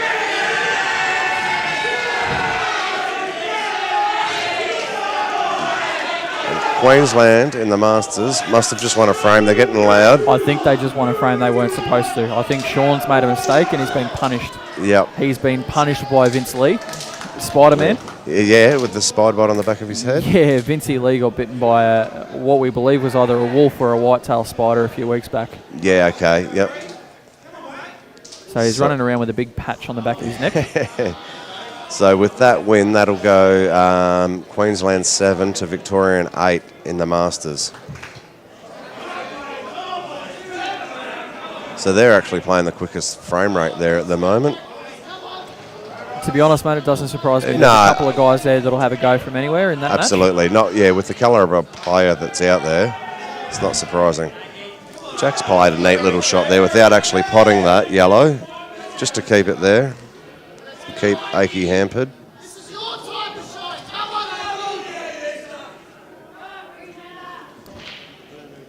Just going back to the Masters, Luke. Adam List, one of the blokes in the Queensland men's team, we were sitting watching their semi-final before. Yep. And he turns around to me and said, "Mate, I thought I'd better off potting that ball because whenever I get myself in a tactical frame in Blackball, I lose." Yeah, okay. So that just goes to show you the mindset of some of the guys that are playing in our Masters this year. Okay, absolutely. And to be honest, on the opposite end of the spectrum, my son Rory, who's just turned 18 and stepped out of the juniors, that's his philosophy with the game as well. He'd rather take it on. He doesn't want to let his opponent back at the table. So if there's a better than 50% chance at it, he would elect to have a go and not run safe. His theory, Brendan, is that if you go to play safe when you don't have to and your opponent gets out of a snooker and makes a lucky pot, then you deserve to lose the frame. Yeah, can't argue with that theory. Yeah. So Aki's still trying to work these reds out. He's just killed the red, but he's played a nice snooker. He actually hasn't. He's left the yellow. Yeah. I think he's left the yellow, and if he hasn't left the yellow on the left side of the table, it's a pretty straightforward little, not a masse, but it's almost just a little pot with side. Yeah. And I think he's doing what you said, just to pull it around just a little bit.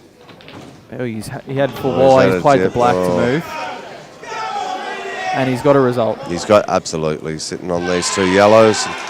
Don't think he needs to do a lot. I can't see. The red's in the way for the straight plant. Yeah. I think. So I'm just going to stand up.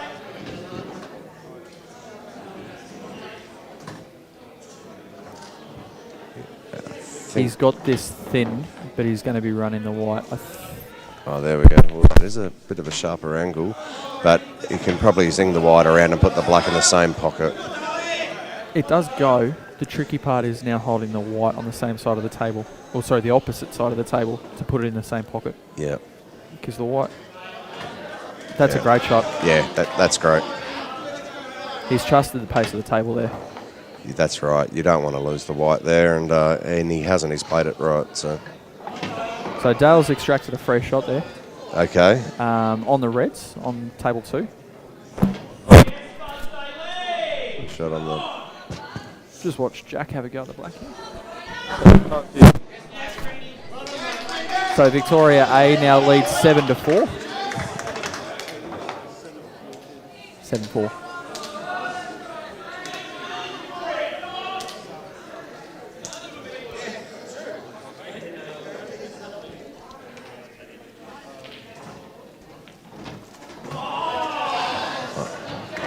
Dale's played a great shot there. He's played a good shot from a little bit of distance there. Can we get the side angle on 2?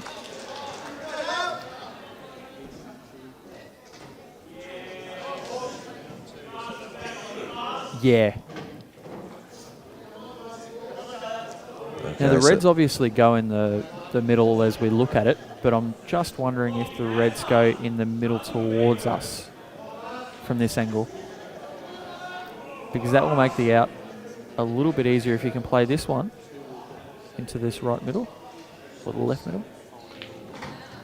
Oh, he's just screwed across. Okay, that makes it much easier. Yeah, he's played that well.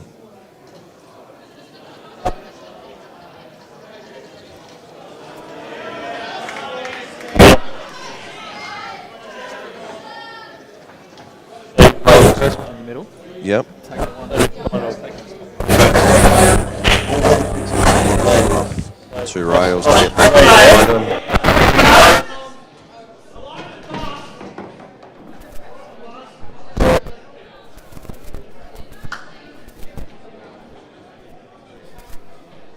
Right, top left.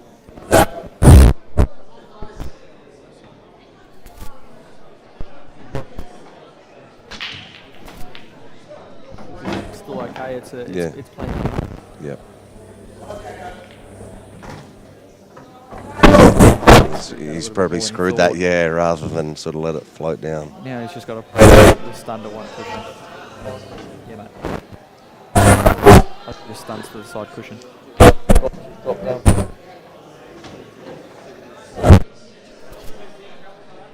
Earlier in the week, he was overplaying them and going about a foot too far. Guilty of that myself. So. Dale's just accepted the long black. Yeah, he's happy. He's backed himself in. Rather than create that drama that you mentioned of overplaying it, he said, just give me a shot at it. So easy to do, just to overplay. Anything with running side, it reacts like a 9-ball table. The cloth is very fine. Yeah. So any side, and it just takes off. It's unbelievable how much speed these tables hold on the balls when they come. Yes, especially when you with fine cuts and things like that. The ball runs just like it's on glass. It's incredible. Victoria A now taking an 8-4 lead off the back of Dale's nice pot out there. And they're looking to consolidate. Sure, Victoria men's B have got other plans. 8-4, mate. Yep.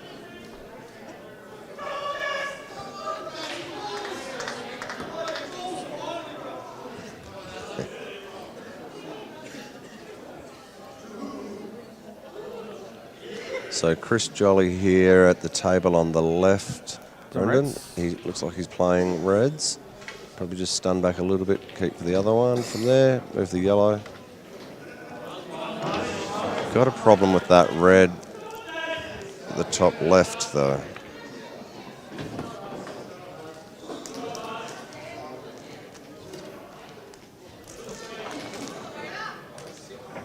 He's on a hiding to nothing now. He's got to find an out. Yeah. So nowhere how are we going to open that red at the top left? Just play through this one to the top right now.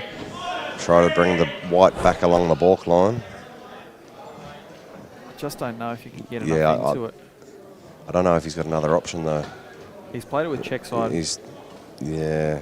He is on the red to the right corner as we look at it, but if he was going to play it this way, he almost does have the natural screw angle to come up into the red, but he needed to have clean queuing and not be jacked up. Yeah. I think that was a way to go. I don't know if that was the best way to go. Yeah. The only other shot I could see is to find an angle where you can play the red in the middle of the table into the right middle and cannon the yellow full ball into the red. Okay, yep. It would need to be at a fairly decent speed, though, to push the red up and back off the top cushion. You need to hit it really firm.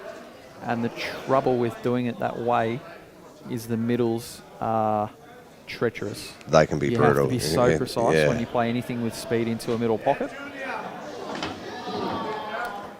So this is now the challenge, is how does Chris find an out from here? It's not coming to me, Brendan. He's obviously going to have to play a shot. This layout and how deep he is in this pot out reminds me of what we've seen in some of the online pool comps. Yeah. It's zero or hero. There's no in between. There's no in between. And look at where the yellows are. What was there? The only Other than the one is the one by the red on the top. The one that's that's right. And if Jack gets to the table, Jack Phillips, he's got plenty of options to pot a yellow and make a promotion on that. The other option, sorry mate, the other option that he's got if Jack does get to the table to play safe is the yellow that is problematic for him. He can actually just get high on it, stun off that yellow and leave the white on top of the red. And have Chris... Absolutely no shot. Yeah. So he's actually giving him a ball to break that out off now. Yeah. I think he might have been trying to sit the yellow onto the 2-ball cluster. I think and you're leave right. and leave the white hard up on the red. It's a nothing shot, but he didn't really have many options. So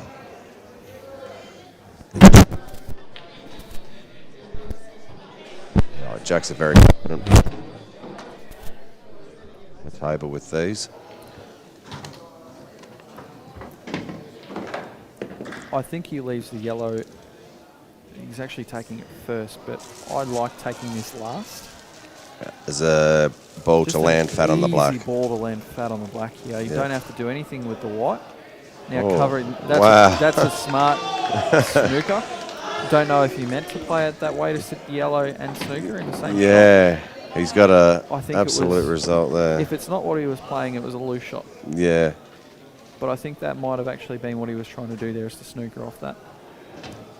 Yeah, he's lucky he didn't drop that yellow, but he's going to be pretty happy with that result. This is trouble though with these tables is, you've got a pocket, but now when you do go the pot out, the transition from that ball being in the jaws is a little bit difficult. It's a lot more difficult to steer the white to where you want it, playing that ball.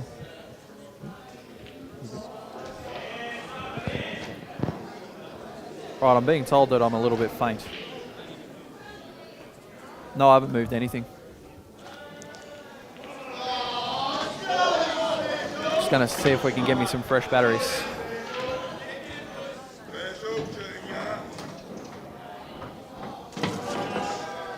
So we're just getting Brendan sorted with his microphone there. I think he's running flat. Batteries.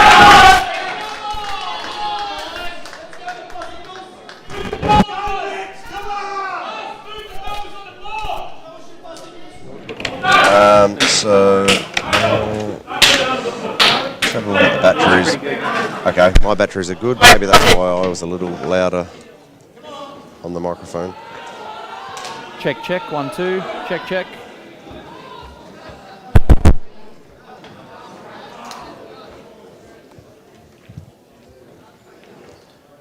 Oh, wow, Chris Jolly.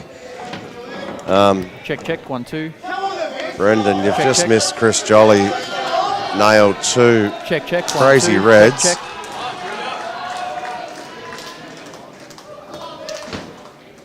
Chris Jolly's got a I'm on 10. difficult shot at the black here, but he's a genuine chance of nailing it.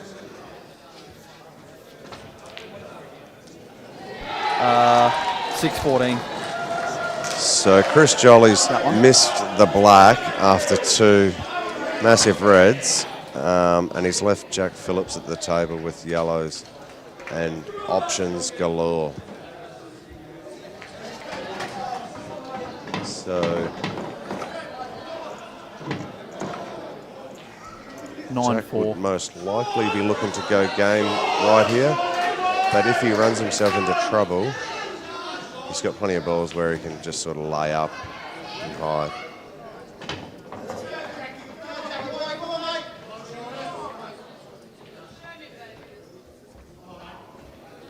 Check, 1-2.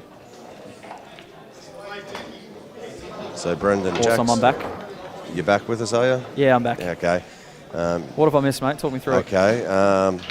Chris Jolly had 2 massive reds that were very low percentage shots, and he nailed them and left himself a real long shot on the black. He missed the pot on the black, which left Jack Phillips coming to the table. Now he's just got options galore. You can pretty much take these in any order you like. He's not going to be that careless or reckless. But they're all potable. The way I would go now is I would take this one on the left. He's going to maybe go the opposite way to me. It's both are viable options. You can use 6 on one, half a dozen on the other. He's just putting a little stun on it. He's going to take the other one back to the centre on the other side. Yeah, correct. He's overplayed that. I think he wanted That's how to be easy a it hair is, isn't it? straighter. Yeah, that's right. It's millimetres. It's not centimetres on these tables. No, but I think he's still all right. He's going to stun across to the side cushion. Yep. Play the one in the pocket. Come out high on the one in the middle of the table. Put a little ride on that sideball to throw it wide, do you? Or you just I think he may play it with a hair left and square it up. Okay. Let's see what he does. He's just rolled it. Oh, that's copped a bit of a bounce. And the natural angle here is straight in off. Yeah, so he might have to stun it off the side rail, maybe back off the other side rail. Really punch it in. Depending on how Jack's feeling and how confident he is playing with side, I think the confident shot here is to play it with a lot of right-hand side like he is. Yep. And come 4 cushions.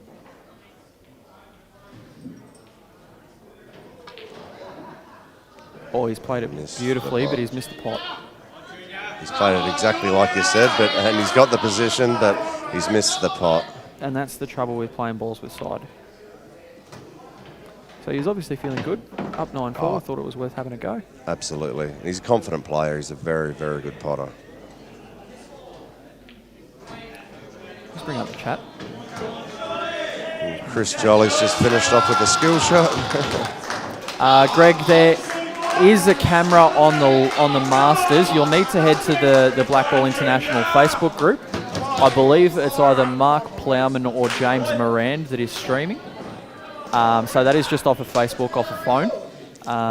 Quality is good. Have had a lot of my matches streamed this week off that same phone. Just have a look So Luke's going to have a quick search and see if he can find the stream and just let you know where to go. Yes, we like the part where the balls are hit in the hole as well. Propane and propane accessories. Yeah, so That's Brendan, the best part of pool. It's Mark Plowman. He's got the stream going on his Facebook page. Are you friends with Greg on Facebook, mate? Do you want to just tag him in a comment? I can. I'll try. Which Greg is it? Greg Laurie. No, it doesn't look like I am. I'll see if I can share the link.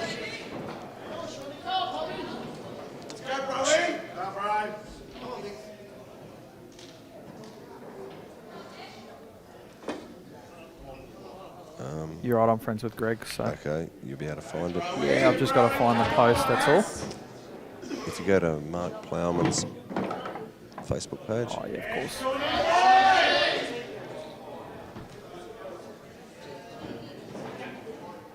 So it looks like we've got a bit of a break here on the table on the left.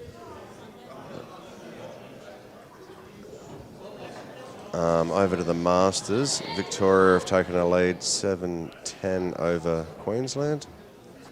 No, that's right. Greg, if you're still with us on the stream, mate, I've just tagged you in a comment on Mark Plowman's stream that he's got for the Masters final. So if you did want to bring that up, mate, that is there on our Facebook group. And for the others that aren't tuning into that stream, an update on those scores at 7-10 Victoria in the Masters. In the ladies, we've got South Australia currently leading 8-5. Now, if my memory serves me right, Carol Nunn has been streaming the South Australian ladies matches all week on the Facebook page. Yeah, there's a camera over there streaming. So if you wanted to head to the ladies, she is streaming the ladies final.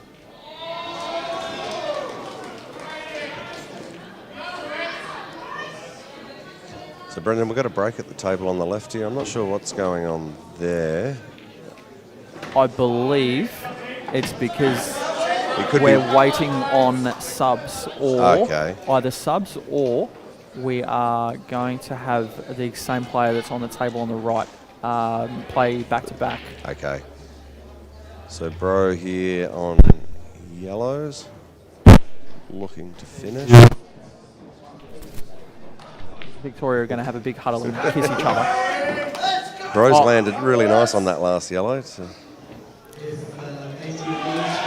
It's a touch awkward purely because he's just off the wrong side of straight. Yeah, he doesn't want to land too far close to the rail, but I think he'll be right. Yeah, he's right. PLOWMAN. Yeah, there you go, first one. Yeah, that's him. Bro's finished those well. The nice confident pot out. That's the one. Yeah, that's the senior stream there, mate. Darren Six to the top table, Mark Kerwin to the top table, Ashley Smith to the top table, and Kevin Klingler to the top table. And also Vince Bobby. So it's 9-6 here in the men's final. Victoria B have thought, we're not ready to go home yet. We've come to play. So. Oh, we have Captain Big D, Darren Janetz. He's wearing his best hat. Is it a policeman's hat or is it a sailor's hat? I really don't know, mate. I feel like he's come prepared for a big night. That's what it looks like to me.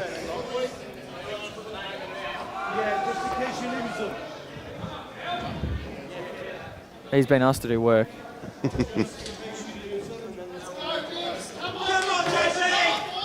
Sorry, guys. There's just a little bit going on here at the office. All right, we've got some everywhere. action here.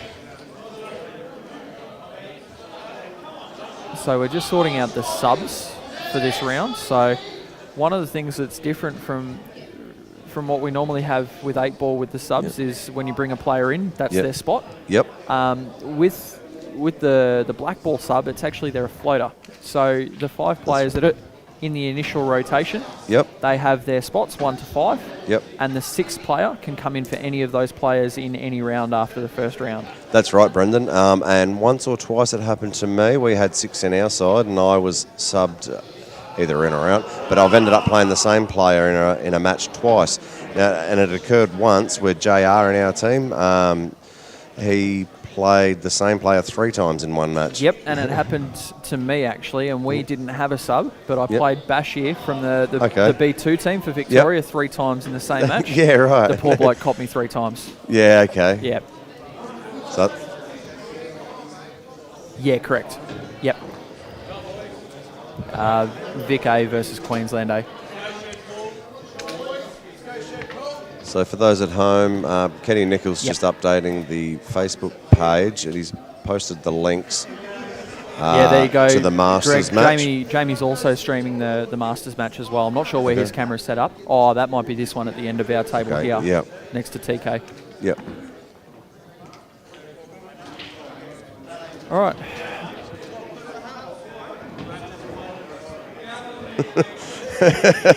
The frivolities have well and truly started here at the Hamilton Exhibition Centre.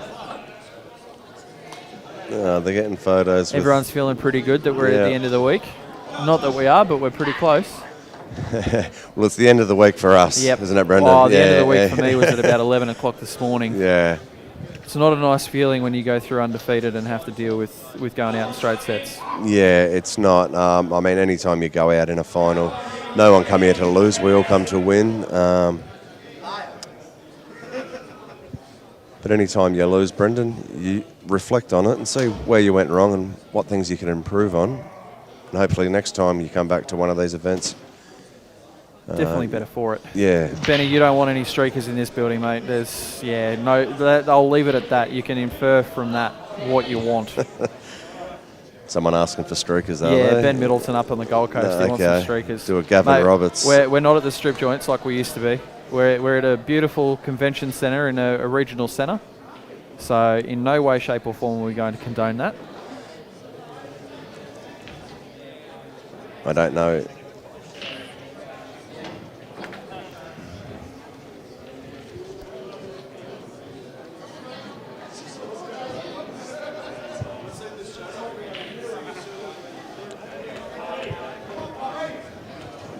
So we're game on here back in the open division.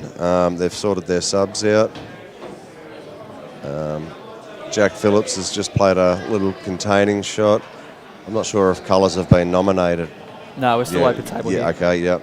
So, and Chase is going to look at doing the same.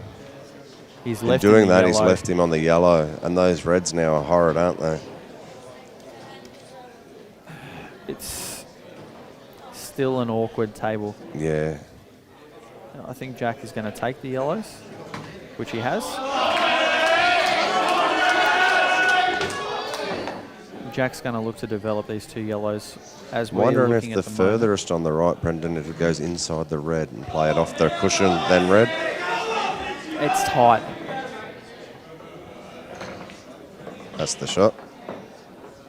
The reason I don't like that shot is you've now covered both yellows in the middle of the bottom rail.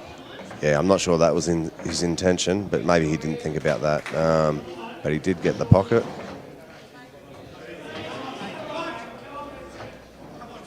Chase is...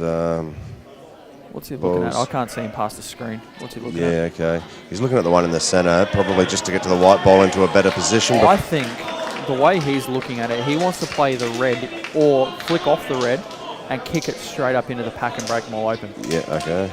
But he's played it in the middle and he's overrun it. You can't see those reds up the top. Now he's in trouble. He is in trouble. I actually like your shot that you suggested, Brendan, running the white up, Into flicking those off reds. it. Yeah, yep. Because you're not going to win the match with those reds there like they are. I actually didn't mind playing it either way. You could even play it into the red into the pack. The red or the white. Yeah, either or.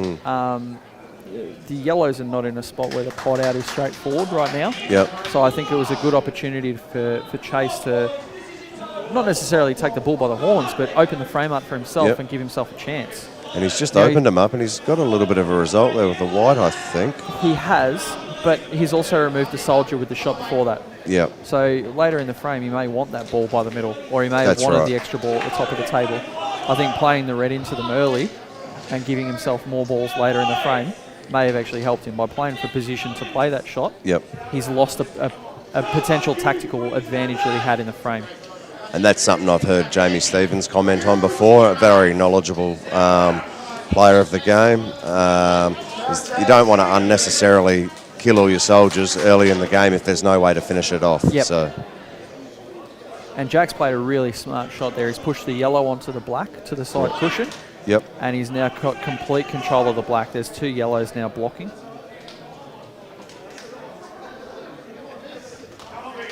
Just flick our attention to the right table for a minute, Luke. The reds look pretty nice over there. Yeah, so Josh's got a... It is Josh at the table, isn't it? Yeah, Josh with Boyle. the rest, yeah. Josh Boyle's playing rabbit at the moment, Steve Yep. Lansborough. Yep. So I'm glad it's him playing that shot with the rest like that, because I'm terrible on the rest. But he's got the result.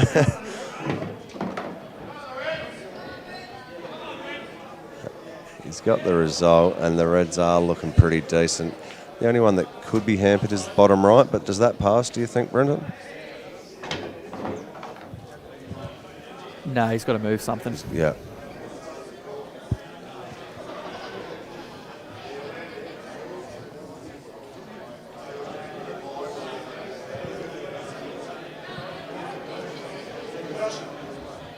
So over to the Masters just quickly, Brendan. Look, Victoria's gone 8-11 up.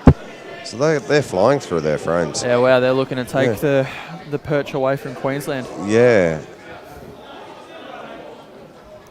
It was a good match the first time around with Victoria A and Queensland A. It went hill-hill. Okay, right.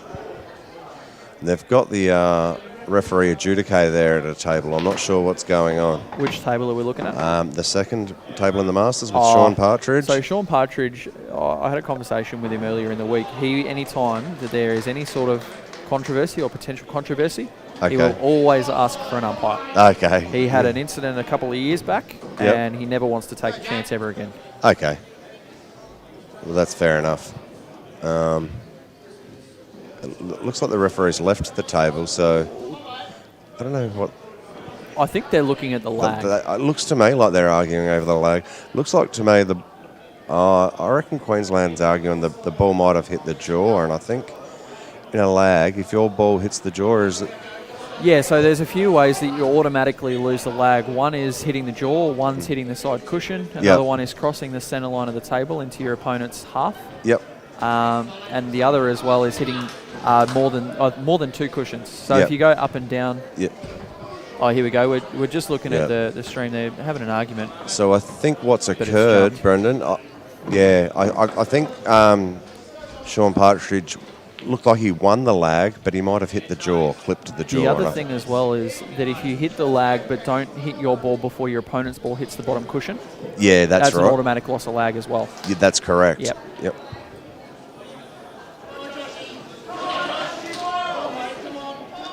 Josh has got a chance here. Oh, so that yellow down the bottom's been cleared. The one that was his difficult ball here is the red up in behind the yellows.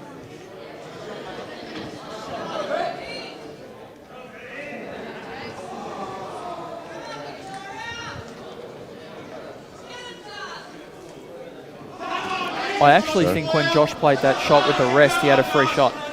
Okay, yeah, we thought he was on reds, but...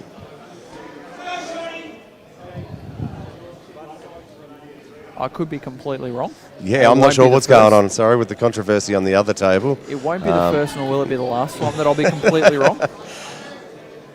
So he's played at reds and he has played at yellows. But it does look like he's taking the yellows because he's looking at if these two yellows are a plant. Now, I think he needs to force it, and it's going to get a little bit messy. Which, he's played a safety, killing the red. Killed that red, yeah. He's played it really well. The tough part of this is that Rabbit's going to find a good spot for this white after he pots the one over the middle, I think. Might see him pot the red to the left here, and then use the red that's near the black to snooker behind the black. Okay, yeah. You'll want it up in tight on the black? Yeah, right underneath it. Probably half ball on the right. Yep. So then and take the angle. If you come half ball here on the right, it's a short angle into the side cushion. Yep. Otherwise, you're going up and down. Yeah, and an up and down. Yeah. You can get a bit of a jump off the bottom cushion. Anything can happen. You can get a kick. You just never know. Now, Chase is in a bit of bother here on the reds, purely because of what we spoke about before. He doesn't have enough balls left on the table to cause any issues. Yes. So Jack is going to look to push one of these two yellows over to the red. Just like that, because that's a great little snooker. Yeah. The yellows are now all on, and Chase has to play at the red that's in between the two yellows, and more than likely, looking at how deep that is, you're going to knock that other yellow in. And but I think Chase is actually looking at the ball on the left. So there must be a little edge there. Wow, he's got a lot more there than it looks. Yeah. Yep. He's called a foul on himself, so good on Chase. Chase is actually one of the referees here at the tournament. Yeah, so when Chase been. hasn't been playing in the teams matches, he's been helping the... Oh, wow. Sorry. Rabbit's just potted out of the... Yeah, wow. And he's left himself nothing. Yeah, no justice. Just going back to Chase, he's been umpiring pretty much every time that he hasn't been in part of a teams or a singles match. Yeah, there's been a few of them, a handful of them here. It's a huge credit to them because these events can't run without guys like that volunteer their time. So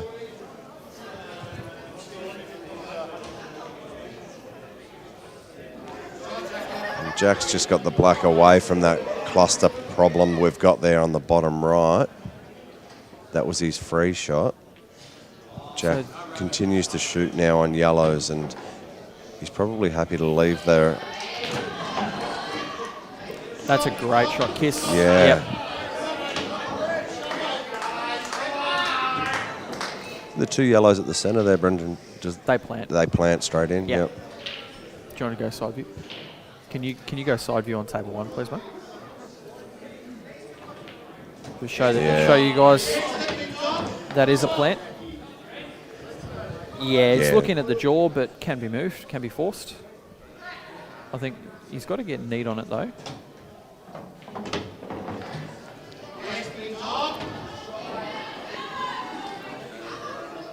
I think we may see him roll through and hold off the red here and play the second yellow into the corner. Thanks, mate. And he's stunning it. He's going to screw to the side cushion. Yeah. Yeah. Yep, So there same it shot, is. he's just Yep. avoided the red. Yep. So is that a thin cut into the centre?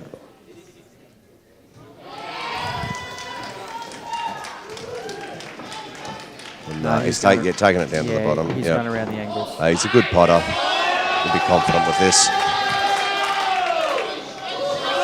There we go. That's a great shot. It was a great shot. He's fired up his mates, that's for he is. sure. And that's Victoria A are going to take a 10-6 lead.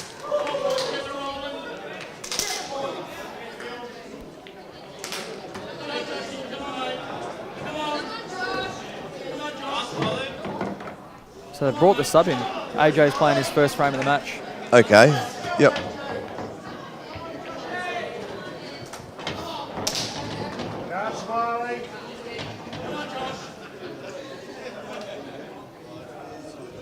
So welcome to the match, AJ Holland. Welcome to the big time. Absolutely. He'll be happy out there. And he's won in the lag. He's had his first win. Yep.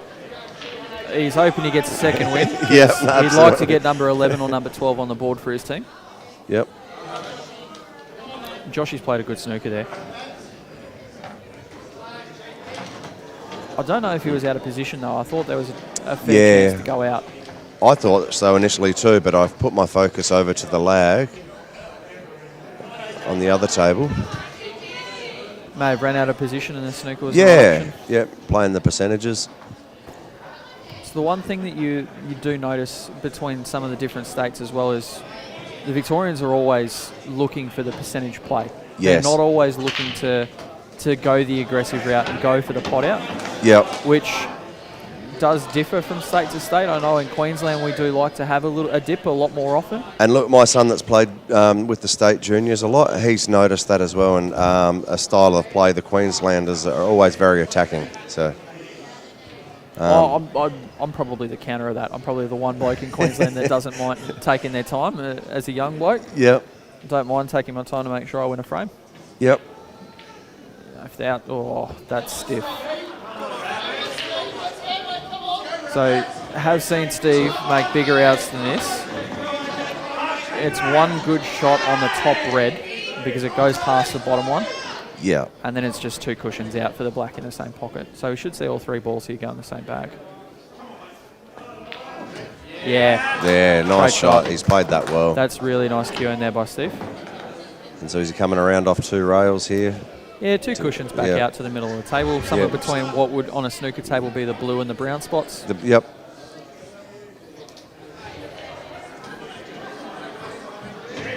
Just leave himself just off straight. Yep. Don't want to overplay it, but you don't want to underplay it either. You'd probably rather overplay it than underplay it. He has overplayed it, but it's still Yeah. perfectly fine. In fact, he's just off straight the other side. So, really nice shot Yeah, there. no, that's good. It'd be good finish by Steve Lansborough. Yeah, nice black. So that gets it back to 10-7. 10-7. And over to the Masters just quickly. It looks like Victoria on the hill there. They It's are, 8-12.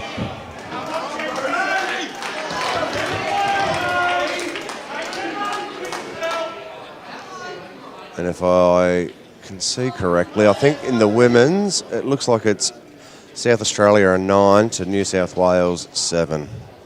So a close match over the far side in the ladies. It is, yeah, 9-7. So New South have rallied and fought their way back into it.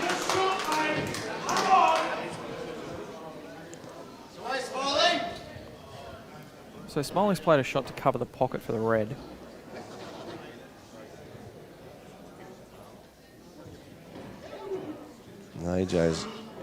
AJ's looking at that red to come down in under the black. I don't know that the shot's there. He's got to be careful that he doesn't play what's called a push shot. Yeah, that's right. So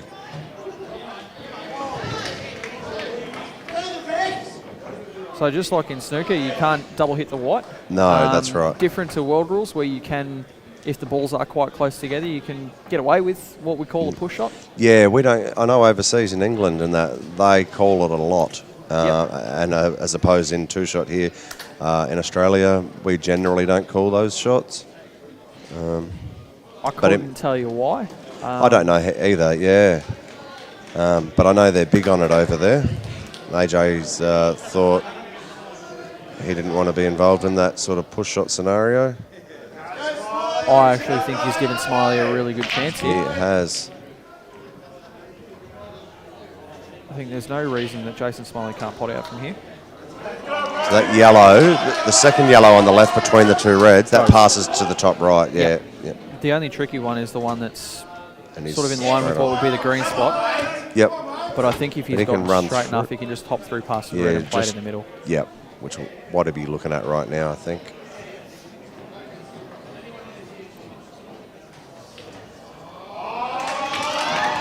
He's topping through. Yeah, he's pushed the red through. Yeah, he's done that well. Yep. So now he's got the option. He can run through and play the yellow either to the right corner or the left corner. He's just got to work out the best way for himself to transition from his last yellow to the black. Yeah, and I think he's taken the one closest to the rail and then going to stun back for the other yellow to go to the left, bottom left. So we have our first result of the night. We do. Congratulations to the Victoria A Masters and Seniors team. They've defeated Queensland 13-8. So congratulations to the Victorian team there. Well done, guys. And it's going to be a Victorian side that wins the Opens as well, so they're going to come away with a bit of silverware. Everyone else did a good job of keeping them out of the singles, though. Yeah. So with that in mind, congratulations to Grant Weekly, who won the Masters singles. Congratulations to Mark Cottingham, who won the Seniors singles. Congratulations to Kerry Spengler, who today won the ladies singles. Yes. And also congratulations to Jamie White, who won the men's singles last night as well. So congratulations to those guys. Obviously, I've just made a huge mistake and said that no Victorians won the singles. But of course, Cotty is of course a Victorian by way of England. Jason's got that one there. Yep, nice out by Smiley. Yep, nice out there. So back to 10-8. Back to 10-8. Clawing back into the match. Bros played not the best shot I've seen him ever play, but no, it's recoverable. Is that yellow over to the left? Will that cut under the black, or do you got to go to the top? I think if he cuts it in the middle, he's running. He's losing the white a bit, but he could but stun there's it no back. way to play it in the corner and get back. No. I think he has to run and just accept that he's going up and down 2 or 3 times. And maybe stun the white a little to pull it over to the right a bit. Oh, I think he needs a bit of stun, a bit of bottom, and a bit of right. A bit of everything on this one. Action on this. It's going to be a bit of zing. He's definitely lined up to layer up a little bit. Yep. He's give it a bit of a backswing. Oh, he's missed the pot. And that's, these centres, as opposed to our two-shot tables, are pretty brutal like that. You just can't cheat them. You can see there in the side shot, they look quite open, but they're not. They're not. They're if really you hit not. that flat bit, they spit out. They don't go in. You really need you have to hit the black. Even if you hit the black in the wrong way, it's bouncing. Yeah. So Jack's So played bit of a miss there by Jack, yeah. odd shot. I thought he might have made sure that got into the pocket. I don't think it's quite in. I think if he goes side cushion into the yellow on the bottom cushion, he can push it straight under that red. I think there's a gap there. Okay, you think there's a big enough gap? I think he can go along, yeah. Yep. Yeah, I think he can. So Aki's won the lag against Dale.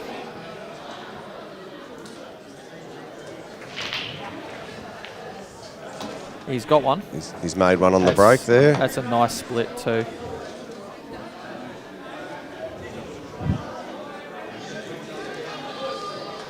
First look, mate, I like the reds. Yeah, the only problem with the reds is the little cluster in the centre of the table there, but two of those I think go to the centre. And if you clear those, the other one goes to the top left. Yeah, correct.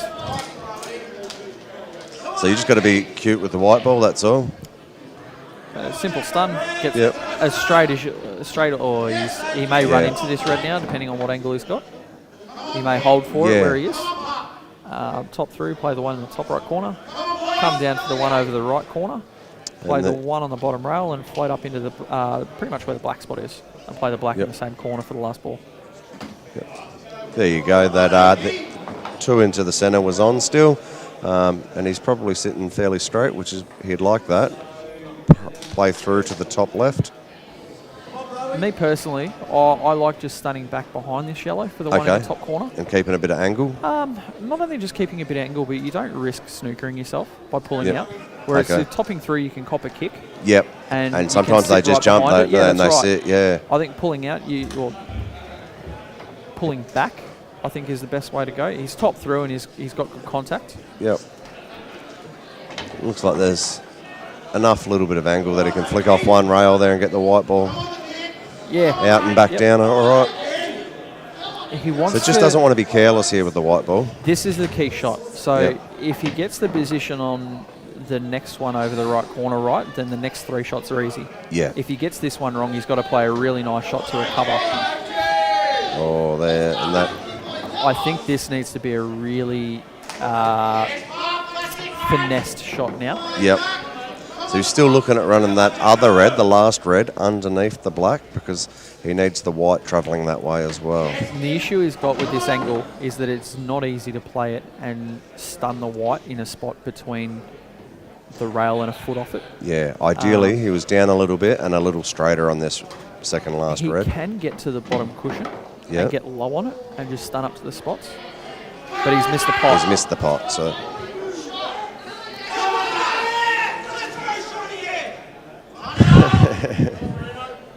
Crowd's getting loud there. Dale's head does look shiny under the lights. It looks like mine. I've got the same haircut, so...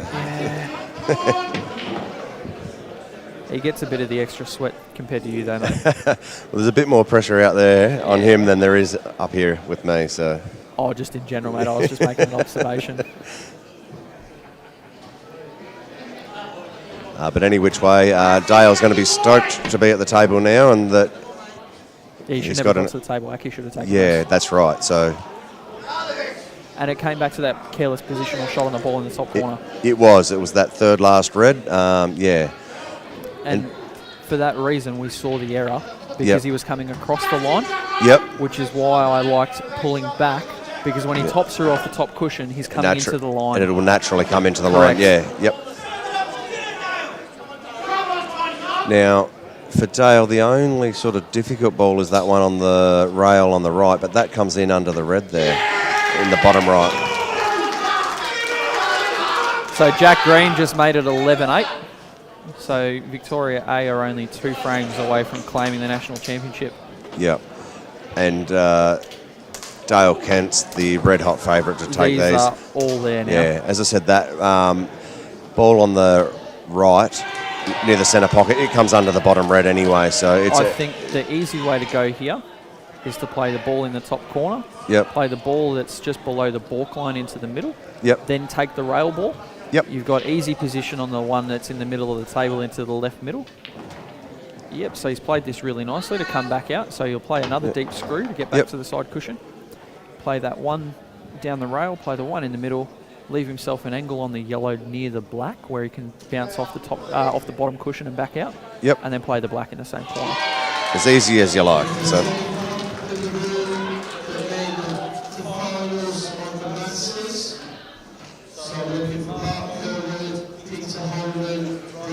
He's actually taking He's the rail, taking the rail first. ball now. Yeah.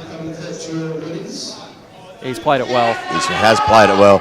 So this is also a really nice way to go, where he can play the ball in the middle, then play the ball in the bottom corner, and then come out where he's got a ball in the middle of the table to come then back on the to get position on the black. Yeah.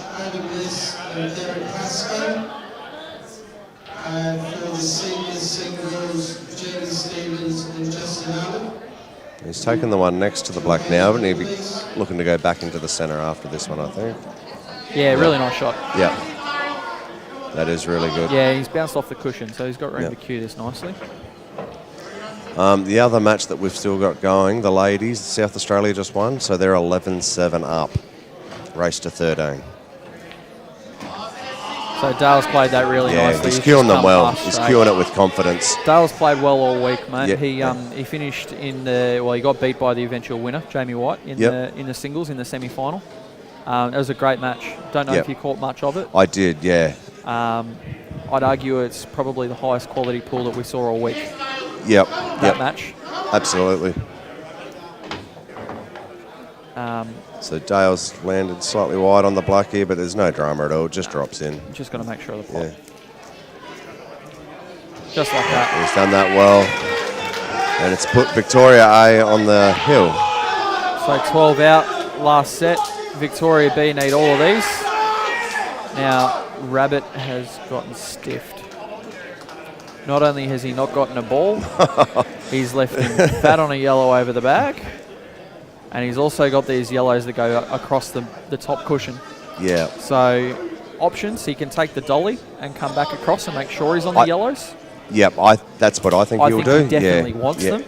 He's got the yellow that he's near on touching that's 6 inches out of the bag that covers 2 reds. Covers 2 reds, that's right. So I think he'll touch that one in the pocket, take the one on the back rail first. I think he leaves. I think he needs to take the one that's covering those reds early in the out, though, because this yellow does not pass. Yes, okay. This yellow on the right cushion does not pass. Yep. So the easy link is to get rid of this ball. So we'll go to the side angle. Both of these yellows go into the top left corner. He's just off straight, though. This is awkward. Yeah, can he run through that and put it back into... I think he takes the one that's off the cushion first. Okay, yep. Tops through. Then plays the one here into the corner. I think he's actually taking the rail one. He's going to push through it. No, he's just playing safe. Yep. So he's potted it. So very obvious from the pace of that shot, Cram wanted to sit that. Yeah, he's a pretty cagey player. So. And Brendan, he's left himself just inside that jaw too. He has got options.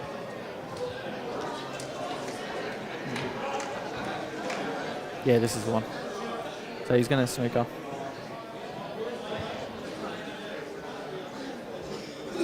Well, I don't know if he's fouled. It was a foul, yeah. Yep. And he's called it. So world rules, this is the difference between Blackball and world rules. Yep. Rabbit now has the option to take ball in hand, which and I think he's going to clear that yellow straight away. Yep, as you can see where he's put the white, I think it's pretty obvious, isn't it? Underneath it. And once he does that, all the reds are playable. They're there. Yeah. They're there. He looks like he's going to do it a plant, so this complicates it slightly. I don't know that I'm a fan of this. I think he'll still get it. I think the reason that he'll do this is it makes the transition from ball to ball slightly easier. He creates a little bit more room for the white to manoeuvre around. Well, he's done it well there. Yep. So now he's created a bit more space where he can get on the red that's just below the balk line near the white a little bit easier. Okay. I think there's more room for him to manoeuvre. I can understand why he's cleared the yellow by moving the red onto it. Yeah, 100% he was always going to clear the yellow. Yeah, absolutely. We've seen it happen a lot this week where people haven't used their free shots in the most effective ways. That's a huge shot on the other table. That's Jason Smiley's Smiley. just played a ball in the middle and cleared all of the problems on the bottom end of the table there for the Reds. The challenge is going to be getting on them, those two Reds there.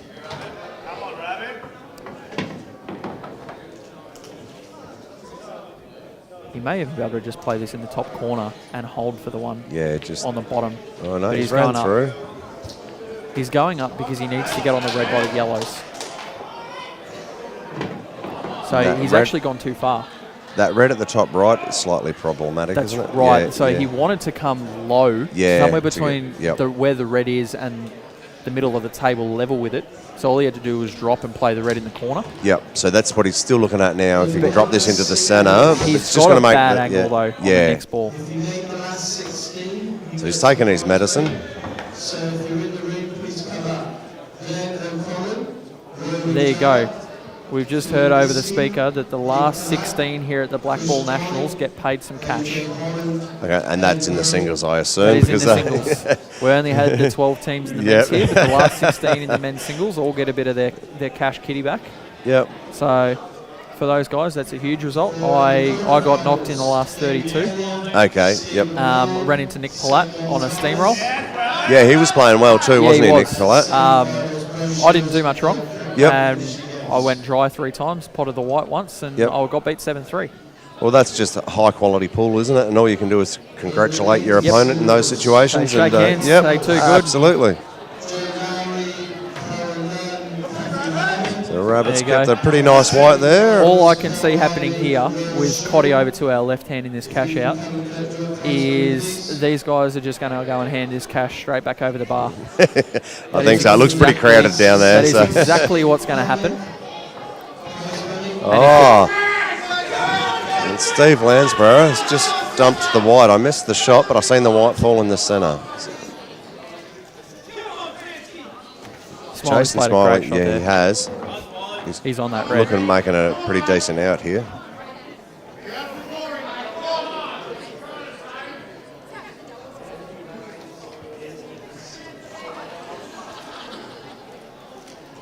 Yeah, guys, we're going to focus on table 2 here because if Crane gets these, we're done. This is potentially a clearance for the match. So we will update you if Smiley does pot out. We'll let you know. He does have an angle on the red, which is not nice. Not favourable, no. No, Smiley's B. Yeah, so Smiley was on the out. Cran's played a beautiful shot to develop the yellow, but he's finished awkward. He's on the side cushion.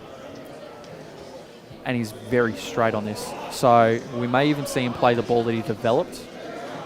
I'm not sure if he's going to like it. I think he wants to take the ball on the top because it's also going to mean that if he does sit the yellow over the pocket, it's not an easy red for It looks like for he's just going to Rabbit. sort of.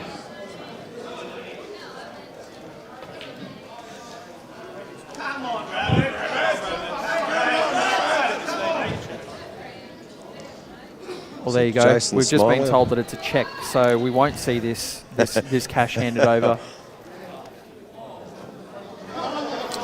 There you go. Jason Smiley's just missed. How the unfortunate black. for the Hamilton Convention and Exhibition Centre that they don't get the cash handed straight back over the bar. Cotty didn't even think of that. Well, there you go. He's just told us he can change it. So, Nick Palat, if you're listening, I apologise. Your check may be found over the bar.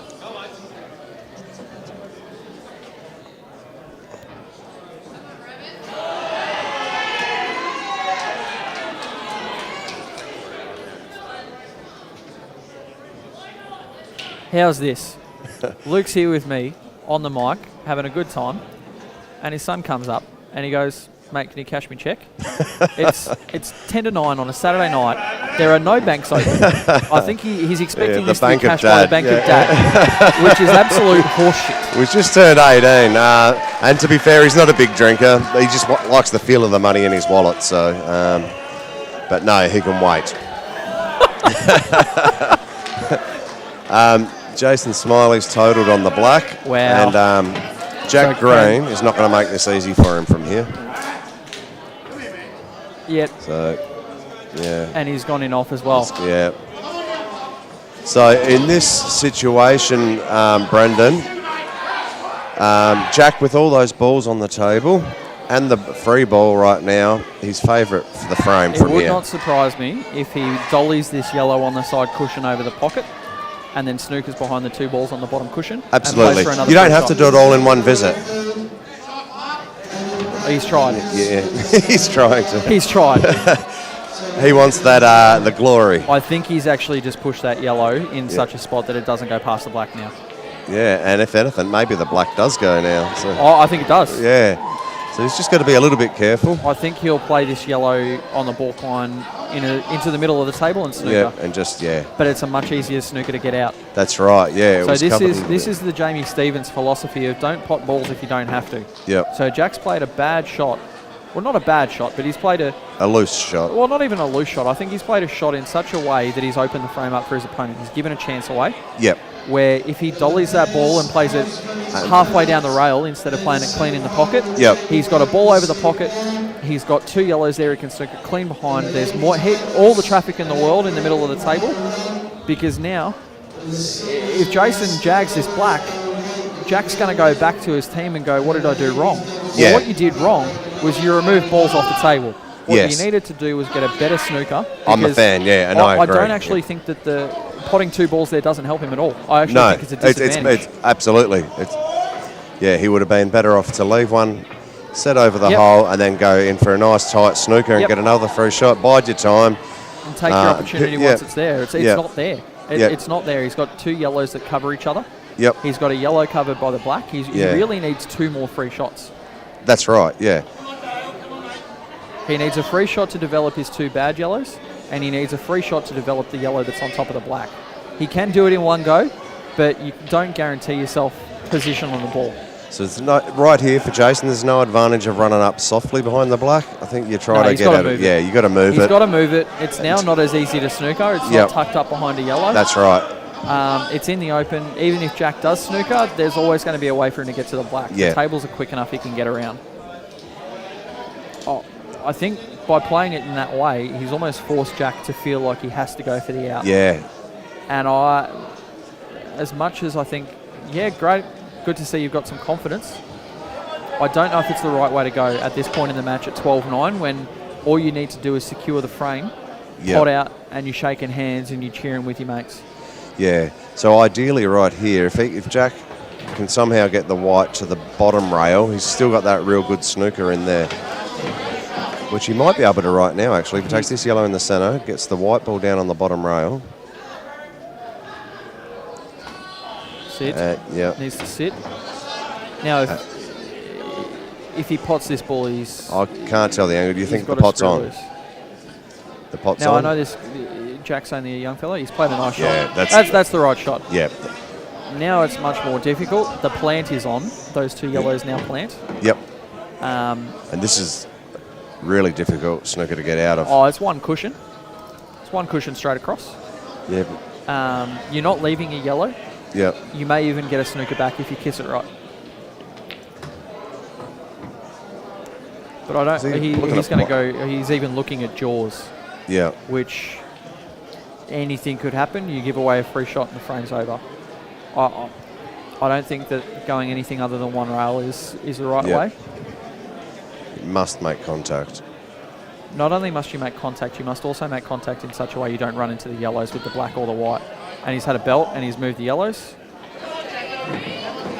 Now there's a great opportunity here for Jack to get right up underneath that yellow. To just, the one closest to the pocket, he just nudges that with the white. Bumps it. Just bumps it, a little closer to the pocket. And may even leave the white touching on the yellow, on the one of the right of the 2. But he's digging in the white, so I don't know what he's doing. He says, I'm Jack Green and I've come here to play. I want the glory. He's taking a risk, so... Well, no guts, no glory, right? Yeah. 12-9 up. To be honest, he might have been more confident doing that rather than going for a snooker and that you miss, then you leave your opponent on. So you can't begrudge someone for that, for having a go.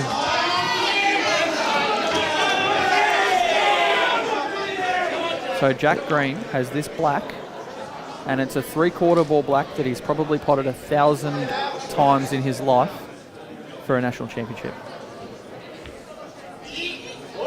Oh. And he's butchered it.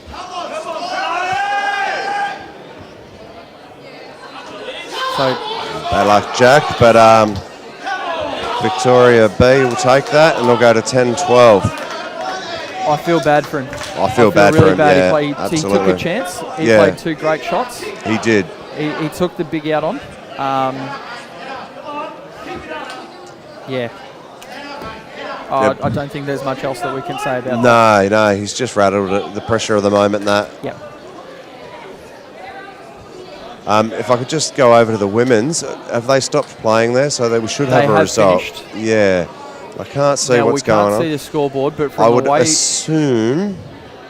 it looks like South Australia are enjoying yeah. a celebratory drink. Yeah, well, they were in front, and I don't think New South would have ran that amount of frames to catch up and win. Not in the amount of time since we last saw a Yeah, score. because I think it was 11-7 South Australia. So this match that we've got going is the last one in the room. And any which way, there's a maximum of 3 frames left. So Dale's on the Reds here. He's on and out. The way that Dale's played this week, it would not surprise me if he makes the out for the National Championship. Yeah.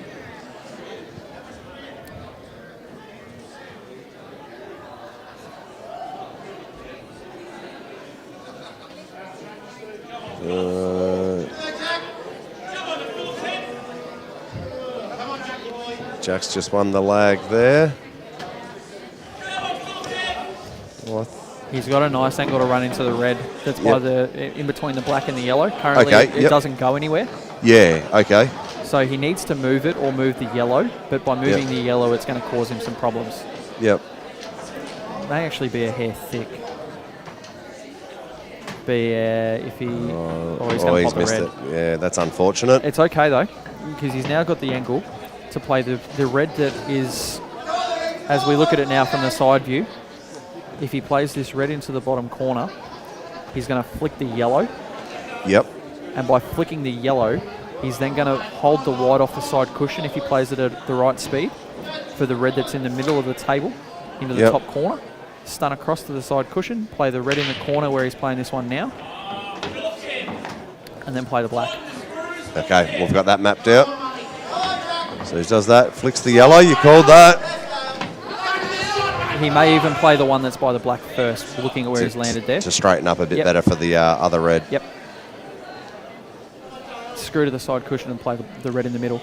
He's just got to cue these with confidence, doesn't he? And not be dirty with the white ball, but you don't expect him to be. As you said, he's been playing well all week. And arguably has been stiffed. I think he probably could have won a few frames more in terms of the count. He's definitely played great all week. And that's a nice shot. He's left himself he's an happy angle. just to take it long.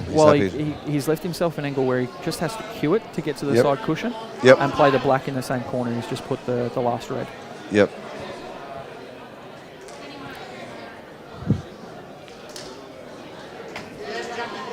So Jack Phillips Jack's on also yellow. on and out on the I think he just lost a cord. That's just falling out. Not sure where that's come from. so.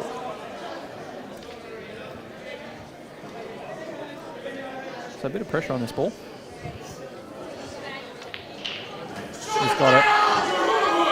Dale's cued that beautifully. He's cued it beautiful. He's got a nice little angle just to drop this in. No risk of any. There's no risk. The white just comes off the bottom rail into the side rail, and he's. So Dale Kent has the black for the championships.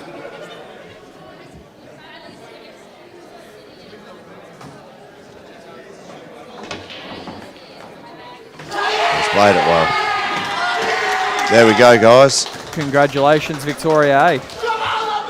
Congratulations as well to Victoria Men's B. They rallied back well and got to 10 frames.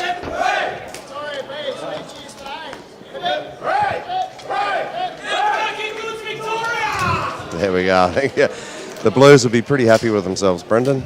Yeah, absolutely. They're going to need a trailer to take all their silverware home with them after the...